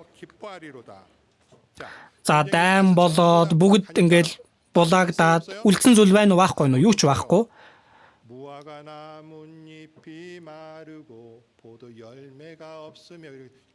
За чуулганы сургууль дуулдаг дуу тийм ээ. Ямар ч юу ч байхгүй байна. Хашаанд нүхэр алга. Юу ч алга байна. Гэтэл эзний дотор би яана гэж байна. Баясан хөөрнө. За үнэндээ. За яг адилхан бичгэлээ бидний амьдарж байгаа цаг үе. Хойштоо амьдрахад улам сайхан болох болов хэцүү цаг үе ирэх болов итгэлийн хувьд хэцүү цаг үе ирэх болно. Гэхдээ энэ нь болж байж хэн ирэх вэ? Эзэн ирнэ. Тэгэх юм бол бурхны тэр big picture-ыг бид нар ойлгож ивэл бурхан бидний эзэн болсноор л талархал төрөх болов төрөхгүй болов төрнө. За тэр үед за 2 дугаар бүлэг рүүгээ очих юм бол бурхан ингэж хэлж байгаа. Хабакук 2-ын 2 дээр энэ үзэгдлийг бурхны энэ үгийг зүгээр унших биш. Бичээд хавтангууд дээр сийл уянсан нэг нь ухасхийг гэж байна. За бурхны хэлсэн дээр үзэгдлийг тийм ээ. Түүнийг хэлж байна. 3 дээр энэ үзэгдэл нь юутай гэсэн бэ? Тогтоогдсон цагтай гэж байгаа. Төгсгөл рүүгээ энэ нь яарахагаа дэсгүсэрднө. Хоцорж байгаа мэт байвал хүлээхтэн. Түүний дараа хамт уншия. Хойшлолгүй заавал биелэгдэх болно. За энэ Хабакук иш үзүүлэгчийн үг биелсэн үү биелээгүй юу? Биелсэн. Эзэн ирэх үед тийм ээ. За эхний ирэлт, Есүсийн эхний ирэлт. Тэгэхээр хүний талаас бодоход бол хоцорж байна. За миний бодож сансанчлан болохгүй байна. Хойшилж байгаа мэт санагдсан ч бурхны төлөвлөгөөний хувьд гарцаагүй хоцорж байгаа юм биш. Биелэх болно гэж байгаа. Тиймээс боддоор анхны ирэлтээр ирэх эзэн амлсныхаа дагуу ирсэн. Гэтэл Малахийн үеийн итгэгчид ард түмэн хүний нас бага учраас богино учраас түүнийг харж чадаагүй. Түүнтэй адилхан эзэн дахин ирэх амлалтч гарцаагүй биелнэ. Бид үгэн дотроос үүнийг мэдэх хэрэгтэй. Тэгээд бид амархан бурхны шударга ёсыг шүүмжилж болохгүй. Юу гэсэн үг вэ? Хорон муу хүмүүс сайн сайхан яваад байна штэ. Ёс бусыг үйлдэгчдэд юу гэсэн бэ? Библиэлд бүү атаарах гэж байгаа. Дуулал 73 дээрээс харах юм бол юу гэсэн бэ? Бурхны ариун газарт ороод тэдний эцсийг би ухаарсан гэж байгаа үг вэ? Хүмүүсээ үнэхээр сүүлчийн ялалт ялагдал хаан тогтоогдох вэ? Энэ дэлхий дээр биш ээ. Хэн жинхэнэ сайхан байх вэ гэдэг нь бурхны өмнө очиход тогтоогдно. Энэ дэлхий дээр Библиэл дээрээс харах юм бол их сонирхолтой юм гарч байгаа. Хит их эзнээс болоод таргалснаас болж нүдэн бултарч тэд өөхөх цагтаа зүдүүргүй үхэж байна. Өдрүүдээ элбэг дэлбэг өнгөрүүлж байна. Гэхдээ хаашаа очно гэсэн бэ? Хүхсдийн оронд очно гэж байгаа. За гэтэл үнэхээр итгэл дотор байгаа хүмүүс Бурхны өмнө сэргэг байх хэрэгтэй. Бурхны өмнө зогсохдоо зогсохт нь Бурхан буцааж төлнө гэж амласан байгаа. Бид бүхэн тэгвэл бидний хийх ёстой чухал зүйл юу юм болоо нэгдүгээрт сэргэг байх хэрэгтэй. Хамтдаа Матай 24-өөс харъя. Матай 24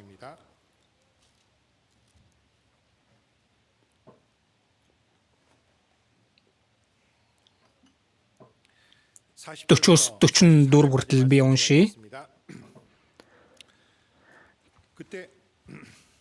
Тэр үед хоёр хүн талбайд байхад нэгийг нь авч нөгөөг нь үлдээн. Хоёр эмэгтэй тээрэмдэж байхад нэгийг нь авч нөгөөг нь орхино. Тиймээс эзэн чинь ямар өдөр ирэхийг та нар мэдэхгүй тул сонор соргог бай. Харин үүнийг мэд. Хэрв гэрийн эзэн шөнийн аль манааны үед хулгайч ирэхийг мэдсэнсэн бол тэрээр сонор соргог байж гэрээ ухуулахгүй байх байсан. Хамт уншия. Тиймээс та нар ч мөн бэлэн бай. Хүний хүү та нарын санаагүй цагт ирнэ. За хүмүүсээ хулгайч хизээ ирэхийг мэдчихсэн бол гэрийн эзэн ойлгомжтой сэрүүн байж гэрээ хамгаална үсттэй. За гэтэл хүмүүсээ дээд хэсгээс нь харах юм бол хоёр хүн талбайд байхад нэгийг нь авч нөгөөг нь үлдээн. Хоёр эмэгтэй тээрэмдэж байхад нэгийг нь авч нөгөөг нь орхино. Энэ нь бидний тэгтлээ хүсэж байгаа ямар дүр төрх вэ? Өргөгдөл ч үү дээ. За гэтэл сонор соргог бай. Эзэн чинь хизээ ямар өдөр ирэхийг та нар мэдэхгүй тул бэлэн бай. Хүний хүү та нарын санаагүй цагт ирнэ. Хүмүүсээ бид үнэхээр энэ итгэл дээрээ сэргэг байх хэрэгтэй. Одоогоос нэг 26-27 жилийн өмнө манай залуучуудын үед тухайн үед PC холбоо гэж зүйл байсан. Хайтэл, Чолян гэх мэт. Дээр үеийн зүйлс учраас залуучууд мэдэхгүй бах. Наав нуурыг гэх мэт PC холбоонууд байдаг байсан. Тэр PC холбоог ашиглан залуучууд маань хамт цуглаж чат өрөөнд харилцан нөхрөлдөг байсан. Тэгээд энэ чат өрөөндөө ямар нэр өгөх вэ гэж бодож байгаад ямар нэр сонгосон бол сэргэг хүмүүс. Энэ нь одоогийн манай цахим хуудасны эхлэл үндсэн болсон. Тиймээс тэр хол Америкт байгаа итгэгчдэд хүртэл ID өгөөд хамтдаа нөхрөлдөж болдог байсан. Сөүлд байна уу, Тэжонд байна уу, өөр орон нутагт байна уу?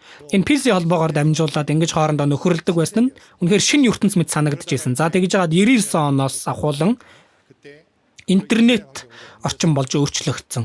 Тэгээд түүний дараа бидний бий болгосон итгэгчдийн нөхрөлөх орон зай сэргэг хүмүүс гэж байгаа. Сэргэг хүмүүсийн цуглаан гэж одоо нэрлсэн. Тэр нь анх бол сэргэг хүмүүс гэсэн тийм нэршилтэй байсан. Хүмүүсээ их зөв нэрлсэн багц. Нэг сэтгэл нь хөдлөхгүй байх чинь. Бидний мөн чанар бид хэн бэ? Сэргэг хүмүүс байхгүй юу? Бидний мөн чанар бол сэргэг хүмүүс юм аа. Хүмүүсээ Колосой 4-өөс харъя.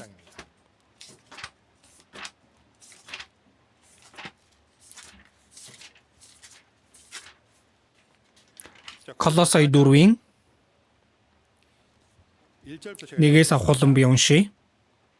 2-оос ахуулан уншия. Өөрсдийгөө залбирал зориул, үүндээ талархалтайгаар сэргэг байгтун, түүнчлэн бидний төлөө залбирахдаа үгийн үүдийг Бурхан нээж Христийн нууцыг биднээр яриулаасаа гэж гуйхтун. Би үүний төлөө хоригдсон билээ.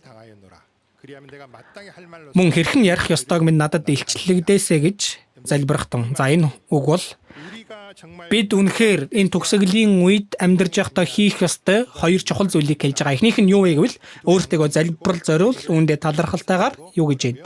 Сэргэг байгтун. Сэргэг байх ёстой байна. Сэргэг байхын тулд хийх ёстой зүйл юу вэ гэвэл залбир гэж байна. Яагаад вэ гэвэл энэ сэргэг байна гэдэг чинь амархан биш байхгүй юу? Инээдтэй ч гэсэн би нэг болсон явдлыг ярьж өгье. За намайг залуучуудад байхад нэг хүн аврагдсан байгаа. Нэг залуу аврагдсан. Тэгээд үг сурсан байгаа. Сэргэг бай. Тэгээд 3 хоногийн дараа нөхөрлөлд ирсэн их ядарсан харагдсан. За бодит болсон явдал штэ. За тэгээд яагаад ингэж ядарсан харагдж байгаа юм бэ гэсэн чинь сэргэг бай гэсэн болохоор унтахгүй байх гэж их хичээсэн. Гэхдээ яалтчгүй багаагаар унтаад байлаа гэж байгаа. Тим гэрчлэл ярьсан чинь бүгд ерөөсөө илгээ өштөл инээсэн. Сэргэг бай гэж байгаа үг чинь тийм утгатай биш штэ. Унтахгүй бай гэсэн үг биш штэ. Сүнслэг байдлаар мэдрэмжгүй болчих болохгүй гэсэн үг штэ гэсэн зүг биз дээ. Тиймээс энэ сэргэг хүмүүс гэдэг чинь гим нүглийг эмзэгт тооцож энэ цаг үеийн байдлыг таньж мэдж үгийг хүсэмжилж эзэн эрхийг хүсэн хүлээх тэгээд залбирлаа зогсоохгүй байхыг хэлж байгаа. Энэ сүнслэг байдлаар мэдрэмжгүй болохоос хамгаалах зүйл шүү дээ. Энтэй сэргэг бай гэсэн үг ээ. За тэгтэл тэр ах зүгээр унтахгүй байх гэж хичээсэн байгаа юм. За бодитоор тэгжсэн ах байгаа. Одоо орон нутагт хичээнгүйлэн итэг дээр амьдарч байгаа. Энэ зуны семинараар уулзаж бас гар барьсан. Гэхдээ би даасан хүн учраас би хэн гэдгийг хэлэхгүй. Гэтэл ямар гинэн цайлган байна. Бодоод үзтээ. За гэтэл хүмүүсээ эндээс нэг авах сургамж байна. Сэргэг байна. Сэрүүн байна гэдэг чинь амархан илүү хэцүү илүү? Хэцүү. Унтахгүй тэснэ гэдэг чинь амархан юм биш шүү дээ. Сүнслэг байдлаар ч гэсэндээ сэргэг байх нь амархан болов хэцүү болов? Хэцүү. Энэ махан биеийн хувьд ч унтахгүй тэснэ гэдэг чинь хэцүү байдаг шиг сүнслэг байдлаар ч унтахгүй, сүнслэг байдлаар мэдрэмжгүй болохгүй амьдрах нь хэцүү байна. Тэгэхийн тулд хамгийн чухал нь үгээр өөрийгөө сайхан хамгаалах ёстой. Есүс ч гэсэндээ сатан ирээд сатан Есүсийг сорих үед юугаар ялдаг вүлээ?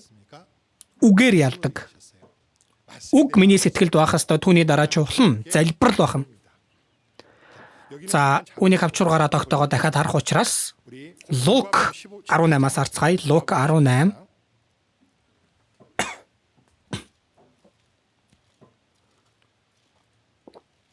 Лук 18. Нэгээс ахуулан би уншия. Сэтгэл алдрахгүйгээр байнга залбирах ёстойг тэдэнд ойлгуулахын тулд тэр ийм нэг сургаалт зөвлөл айлдав. Нэгэн хотод бурхнаас үлэмээдэг хүмүүсийг хүндэлдэггүй шүүгч байжээ. Тэр хотод нэгэн бэлэвсэн эмэгтэй байв. Тэр эмэгтэй шүүгчдээр очиж арцалдагчаас минь намайг өмгөөлөөч гэдэг байлаа. Шүүгч туслахыг удтал хүсээгүй боловч дараа нь өөртөө хэдийгээр би бурхнаас эмээдэггүй, хүмүүсийг хүндэлдэггүй боловч энэ эмэгтэй амар заяаг минь үзүүлэхгүй. Түүнийг өмгөөлөхөөс эстэгвэс тэр үргэлж ирээд надад төвөг удах байх гэжээ. Тэгээд эзэн шудраг бус шүүгчийн юу хэлснийг сонс. Тэгвэл өөрт нь хандан өдөр шөнөгүй хашгирах өөрийн сонгосон хүмүүсээ бурхан өмгөөлөхгүй гэж үү? Тэр тэднийг удтал хойшлуулна гэж үү? Би та нарт хэлье, тэр даруйд нь бурхан тэднийг өмгөөлөх болно. Харин хүний хүү эрэхтэй газар дээр итгэл олох болов гэжээ. За залбирал гэдэг чинь хүлээлтийг хэлж байгаа. Эндээс харах юм бол шудраг бос шүүгчийн түүхээр дамжуулан авах сургамж бидэнд байна. Хамгийн сүүлийн хэсгээс харах юм бол хүний хүү эрэхтэй газар дээр итгэл олох болов. Энэ нь шудраг бос шүүгч гэсэндээ байн очоод чин сэтгэлээсээ гуйгаад байх юм бол тусалдаг.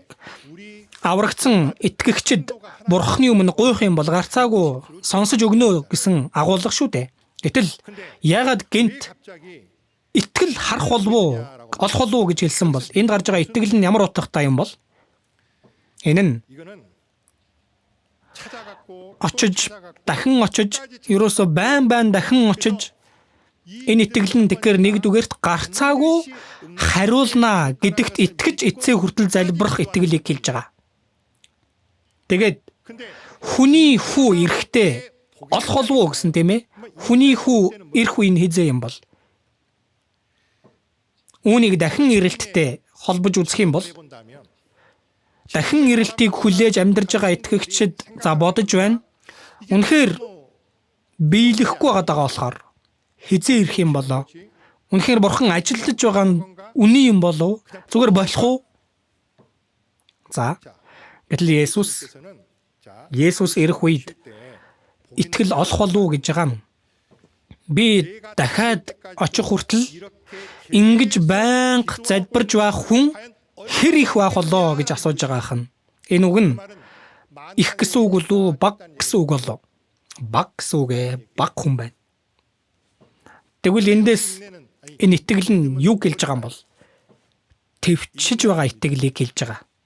Өөрөөр хэлбэл эзэн ирэх үе хүртэл үнэхээр сэтгэл алдрахгүй залбирч хүлээж байгаа тэр төвчээрийг хэлж байгаа. Хүний хүү ирэхэд тэгж байх хүн баг юм шиг байна гэж хэлж байгаа нь бид бүхэнд ямар утгатай вэ? Ингэлгүйгээр төвчж хүлээ гэсэн утгатай үг болно үстэй. Тэгээд тасралтгүйгээр юу хий гэсэн бэ? Залбир гэсэн үг байна. Шудраг бос шүүгч гэсэндээ сонсож өгсөн байхад бурхан сонсож өгөхгүй гэж юу? Би ирэхгүй удаж исэн ч, хариулт удаж исэн ч шантралгүйгээр байнга залбирж байх хүн хэр их байх болоо? Үнэхээр ертөнц баг агаар хэцүү болж итгэл хөрж байх үед эцсийн хүртэл бурханд итгэл найдвараа тавьж залбирж байх хүн үнэхээр хэр их байх болоо? Хариулт удаж байгаа мэт харагдсан ч бурхан гарцаагүй ажиллаж байгаа гэдгээс эцсээ хүртэл зууран барьж байгаа хүн хэр их байх болоо? Эзэн ингэж асууна гэвэл бид ямар хүн байх ёстой гэж эзний өмнө хариулах хэрэгтэй бол. Үнэхээр эзэн арай хитэрж байгаа юм шүү. Үнэхээр ирэхгүй мүү гэж ярих хүн болох ёстой болов. Хариулт удаж исэн ч залбирах итгэлээ тэя эзэн минь. Удаан хүлээж байгаач шантрахгүй байх итгэлээ тэя эзэн минь. Энэ ертөнц хормоо болж исэн ч бурханд эргэлзэхгүй байх итгэлээ би сахиа эзэн минь. Дахин ирэлт хойшилж байгаа мэт харагдсан ч эцсээ хүртэл найдвараа тээж эзний өмнө амьдрах итгэлээ тэя эзэн минь. Бурхны шударгаас гарцаагүй биелнэ гэдэгт баттай итгэх энэ итгэлийг би тэя эзэн минь. Энэ нь бидний тээх ёстой бурхны өмнөх хандлага байна. За Колосай 4-өөс дахиад харъя. 4:2 дээр өөрсдийгөө залбирал зориул. Үүндээ талархалтайгаар юу гэж юм? Сэргэг байхтун хүмүүсээ. Залбиралдаа талархалтай сэргэг байх ёстой. Төвчих итгэлээр сэргэг байх хэрэгтэй. Тэгээд бурхан бид бүхнээс хүссэн зүйл хоёр байна. Еврей 10-аас харъя. Еврей 10 бидний сайн мэдэх үг.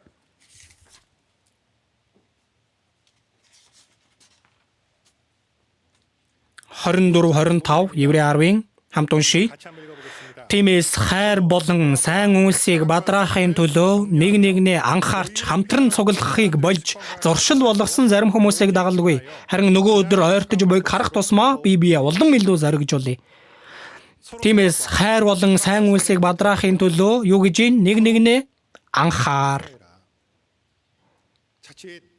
Үнэхээр итгэлийг тэгээд амьдрах юм бол ганцаардах үе их байдаг. Ганцаардах үе их байгаа. Үнэхээр сэтгэлийн зовлонтой шаналлалтай үе олон байдаг. За үнэхээр бид сайныг үйлдэхэд хүмүүс түлийн зөвшөөрөгдөхгүй байна. Хүмүүс надаас нүүр буруулж байна. За тэгсэн ч бид нар яах ёстой вэ? Нэг нэгнээ анхаарч. Тэгээд сайн үйлсийн төлөө яа гэж бие биенээ улам зоригжуулъя. Тэгээд хамтран цуглахыг болж зуршил болгосон зарим хүмүүсийг дагалдаггүй. Нөгөө өдөр ойртож буйг харах тусмаа бие улам илүү зоригжуулъя. Сайн үйлсийг бадраа нэг нэгнээ анхааръя. Цуглахын тулд хичээе. Улам зоригжуулъя. Энэ төгсгөлийн үед бидний хийх ёстой зүйл байна. Тэгээ бас нэг чухал зүйл нь юу вэ? Колосай 4-өөс дахиад харъя. Колосай 4-ийн сүүл хэсэг дээр 3-4 дээр би уншия. Түнчлэн бидний төлөө залбирахдаа үгийн үүдийг бурхан нээж Христийн нууцыг биднээр яриулаасай гэж гуйхтун. Би үүний төлөө хоригдсан билээ. Мөн хэрхэн ярих ёстой минь надад илчлэгдээсэй хэмээн залбирхтун. Нэг үгээр юу хий гэсэн үг вэ? Бид энэ дэлхий дээр амьдарж байгаа шалтгаан юу вэ? Эзэн одоо хүртэл ирээгүй шалтгаан юу вэ? Одоо хүртэл энэ үгийг сонсох ёстой хүмүүс байгаа учраас Тэр нь шалтгаан биз дээ. Сонсох хүн үлдсэн үлдээгүй бол бид нар энэ дэлхий дээр байгаад байх шалтгаан байхгүй. Эзэн дуудах үед талархаад бид бүхэн амин гэдээ явхад л болно. Гэтэл нэг үгээр эзэн ирэх хүртэл бид бүхэн нэг нэгнээ урамшуулж цуглахын тулд хичээж тэгээд цуглаж бидний хийх ёстой ажил юу гэж юм? Сайн мэдээ тараах юм аа, сайн мэдээ тараах. Бид хамтдаа хөдөлмөрлөх байх нь хамтдаа сайн мэдээ тараах. Үнэхээр энэ зуны семинарт очих юм бол бүр үнэн сэтгэлийн юу гэх вэ? Учир явдлуудтай их таардаг шүү дээ. Янз бүрийн учир шалтгаантай хүмүүс байдаг, арай гэж дагуулж ирдэг. Арай гэж бэлдээд байхад үртэл хоноглох байр дутагдаад л жил болгон үнэхээр үлцэл өчмөр байдаг. Ямар тач бүх хүчээ дайчилдаг нэг залуу тэгж ярьж исэн. Пастра, яагаад байнга залуу ах нарын байр гэж байдаг юм бэ? Яагаад гэсэн чинь эхний ээлжинд за сайн мэдээ тараасан хүмүүст өгдөг, тэгээд эгч нарт өгдөг, тэгээд ах нарын дундаас ахмад настай хүмүүст эхлээд байр өгдөг, тэгээд одоо аавуудаа өгдөг, тэгээд залуучууд бол өөрсдөө мэдээд унтах хэлтэгдэг гэдэг. Өөрсдөө мэдээд унтах биш. Хэрвээ тэгэх юм бол шагналтай. Ингэж хариулахаас өөр юм хэлж чаддаггүй. Бас санаа зовмор. Ямар тач бид нар нэг хүнд ч болов сайн мэдээ тараахын тулд хамтдаа хөдөлмөрлөж, хамтдаа үйлчилж, үнэхээр хамтдаа нэгч одоо энэ ертөнцийн дэлхий дээр хийж үзээгүй ажлуудаа хийдэг.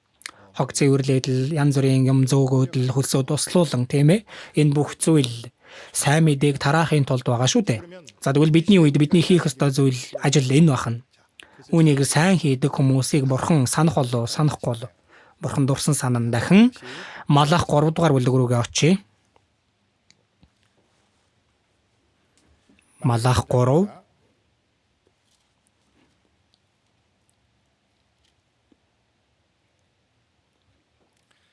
За 3-ын 14 15-ыг сая бид нар харсанчлан итгэлээсээ холдсон хүмүүсийн яриа гарсан тийм ээ. За гэхдээ тухайн цаг үед үнэхээр бурхны өмнө итгэлийг тээж амьдарч исэн хүмүүс ч бас байсан байгаа. 16-аас ахуулан би уншия. Харин эзнээс эмээдэг хүмүүс бие биетэйгээ ярихад эзэн анхаарал тавин сонсдог. Эзнээс эмээдэг болон түүний нэрийг хүндэлдэг хүмүүсийн төлөө дурсгалын ном түүний өмнө бичигдсэн билээ. Би өөрийн эзэмшлийг байгуулах өдөр тэд минийх байх болно. Өөрт нь үйлчилдэг хүүгээ хүн өршөөдгийн адил би тэднийг өршөөх болно гэж түгтүмдийн эзэн айлдаж байна гэдэг. Иймд зөвхт ба буруут бурханд үйлчилдэг нэгэн ба түүнд үйлчилдэггүй нэгний ялгааг та нар дахин нэг харах болно хүмүүсээ. Энэ Малахын үедч гэсэндээ тэгж завхарч хүмүүс шантарч хорвоогийн зам ёсыг дагаж исэн ч тэр дотор бурхныг хүлээж, месиаг хүлээж байсан тийм итгэлтэй хүмүүс байсан. Үлдгэсэд байсан бахнэ. Бидний үедч гэсэндээ тэр үлдгэсэд хэн байх ёстой болоо? Би байх ёстой юм аа. Элиягийн үедч гэсэндээ Элия бүгд Баал үйлчилж тэр Езебел өөрийг нь алах гэж байхад за одоо дууслаа гэж бодоход бурхан юу гэж хэлсэн бэ? Баалд өвдөгс өгдөөгүй 7,000 хүнийг би үлдээсэн гэж хэлдэг шүү дээ. Үлдгэсэд байдаг юм аа хүмүүсээ. Бидний үед тэр үлдгэсэд байгаа байх ёстой. Тэгээ тэр үлдгэсэд дотор хэн байх ёстой вэ? Би болон та бүхэн байх ёстой юм аа. Хэлсэн байгаа. Эзнээс эмээдэг хүмүүс бие биетэйгээ ярихад эзэн анхаарал тавин сонсдог, залбирлын гуйлд өгч, нөхөрлөж, баярлан хөөрж, бурхан түүнийг анхаарал тавин сонсдог. Бурхан яана гэж энэ бүгдийг нь сонсдог гэж байгаа хэн. Тэгээд эзнээс эмээдэг болон түүний нэрийг хүндэлдэг хүмүүсийн төлөө дурсгалын ном түүний өмнө яасан гэсэн бэ? Бичигдсэн байдаг. Бичигдсэн байдаг. Хүмүүсээ эзний өмнө очих юм бол бид Үнэхээр чин сэтгэлээсээ хамтдаа нөхрөлж исэн зүйлс, Бурхны өмнө залбирж исэн зүйлс. Үнэхээр би хинч байхгүй үед Бурхан залбирж исэн агуулга Бурхны өмнө бүгд үлдсэн байгаа болов уу, үлдээгүй байгаа болов уу? Үлдсэн байгаа. Тэгээд Бурхан хэлсэн байгаа. Би өөрийн эзэмшлийг байгуулах өдөр тэд минийх байх болно. Хүмүүсээ энд гарч байгаа минийх байх болно гэж байгаа нь ямар утгатай бол? Хүмүүсээ за jewelry гэж мэдхүү. За үнэт эдлийн шоп. Дуртай үстэй. Эрдний чулуу. Эрдний чулуу зардаг газарт очих юм бол нүд яадаг бол. За би эрдний чулуутай байж үзээгүй болохоор за алтнаас өөр. За ямар тач энэ эрдний чулуу гоё харагдан тийм ээ. За гэтэл минийх байх болно гэж байгаа нь. Энэ эрдний чулуу гэсэн утгатай. Бурхан тийм хүмүүсийг юу гэж тооцох вэ? Онцгой эрдний чулуу, үнэт чулуу мэт тооцно гэж байгаа. За эрдний чулуутай авах юм бол түүнийг хамаа намаагүй газар тавих уу? Үнэхээр нандинаж хадгалах уу? Нандинаж хадгална, дахин харна, тийм ээ, арчид зэвэрлэн алга болчихгүй гэл банк харна, чухалчлна. Нэг жоохон харагдгаа болчих юм бол ерөөсөө хамаг газраас хайн үсттэй. За би өчигдөр надад тийм юм тохиолдсон. За би нэг юм хийж байгаа ерөөсөө өөрийн ухаангүй юм хийж яагаад хартал миний бугуун цаг алга болцсон байсан. За хайчв. За валарлаа. Унгаач уу яач уу. Тэгээ зохион байгуулах хэсэг дээр очтол яг тэнд байж исэн. Хүмүүсээ тэр хитгэн минут гэтэл хайцсан болоо гэж бодохоор их хэцүү байсан.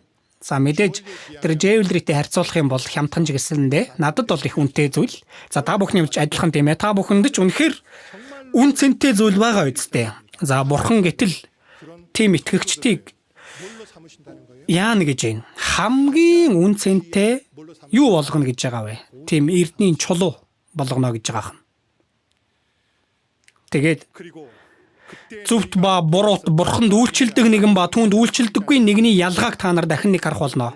Энэ Малах номны хамгийн сүүл хэсэг дээр ямар агуулга гардаг вэ?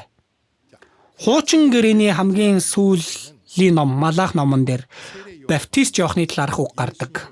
Есүс ирнэ гэдгийг бэлдэж байгаа. Малах номны хамгийн сүүл хэсгээс харъя.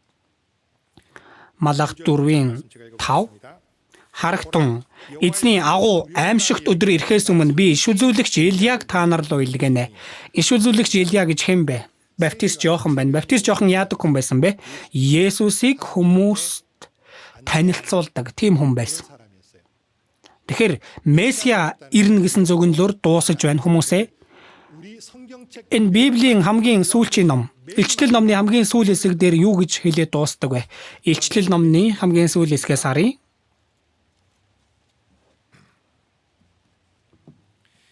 20-22-ийн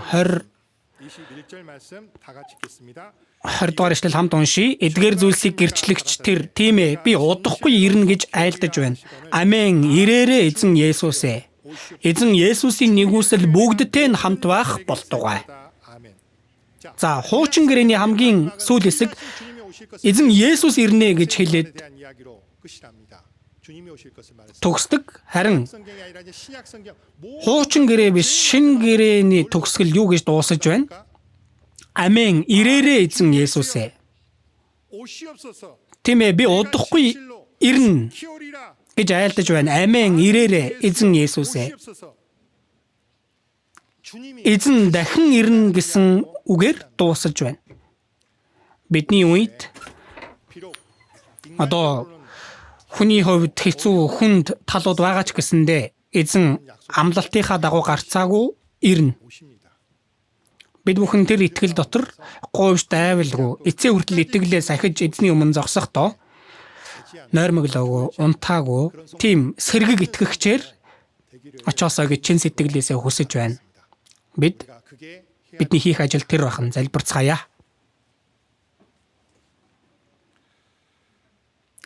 Ариун Бурхан аав минь баярлалаа. Өнөөдөр энэ цагт Эзэн та Малахийн итгэгчдэр дамжуулан бидэнд харуулсан сургамжаар бид ч эзнийг хүлээж байгаа энэ итгэлээсээ эзэн таны өмнө говьж дайвахгүй байж эзэн таныг харж эзэн таныг хүлээж итгэлээ сахиж амьдрахад та туслаарай.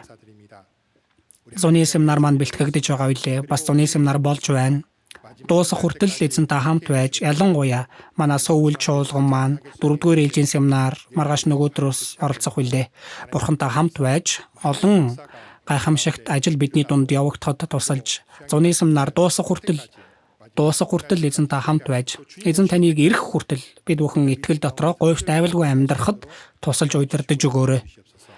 Бидний хийх ёстой зүйлийг үгээр дамжуулан сургамжилж өгч бид эзэн таны өмнө амьдрах ёстойг мэдүүлсэнд бас удирдах чиглүүлж байгаад эзэн таны өмнө зогсохдоо ичих зүйлгүй байхад тийм эрхэм чуулган болоход туслаарай. Эрхэм үнцэнтэй итгэгчд байхад туслаарай. Зуны семинарын төлөө хөдөлмөрлөж байгаа бүхий л номлогч нар, бүхий л ахын дус сайн мэдээ тарааж байгаа бүхий л хүмүүс, үгийг сонсож байгаа бүхий л хүмүүс бурхантаа хамгаалж удирдах өгөөрэй. Бүх зүйлийг эзэн танд даатхан биднийг хайрладаг эзэн Есүсийн нэрээр залбирлаа. Амен.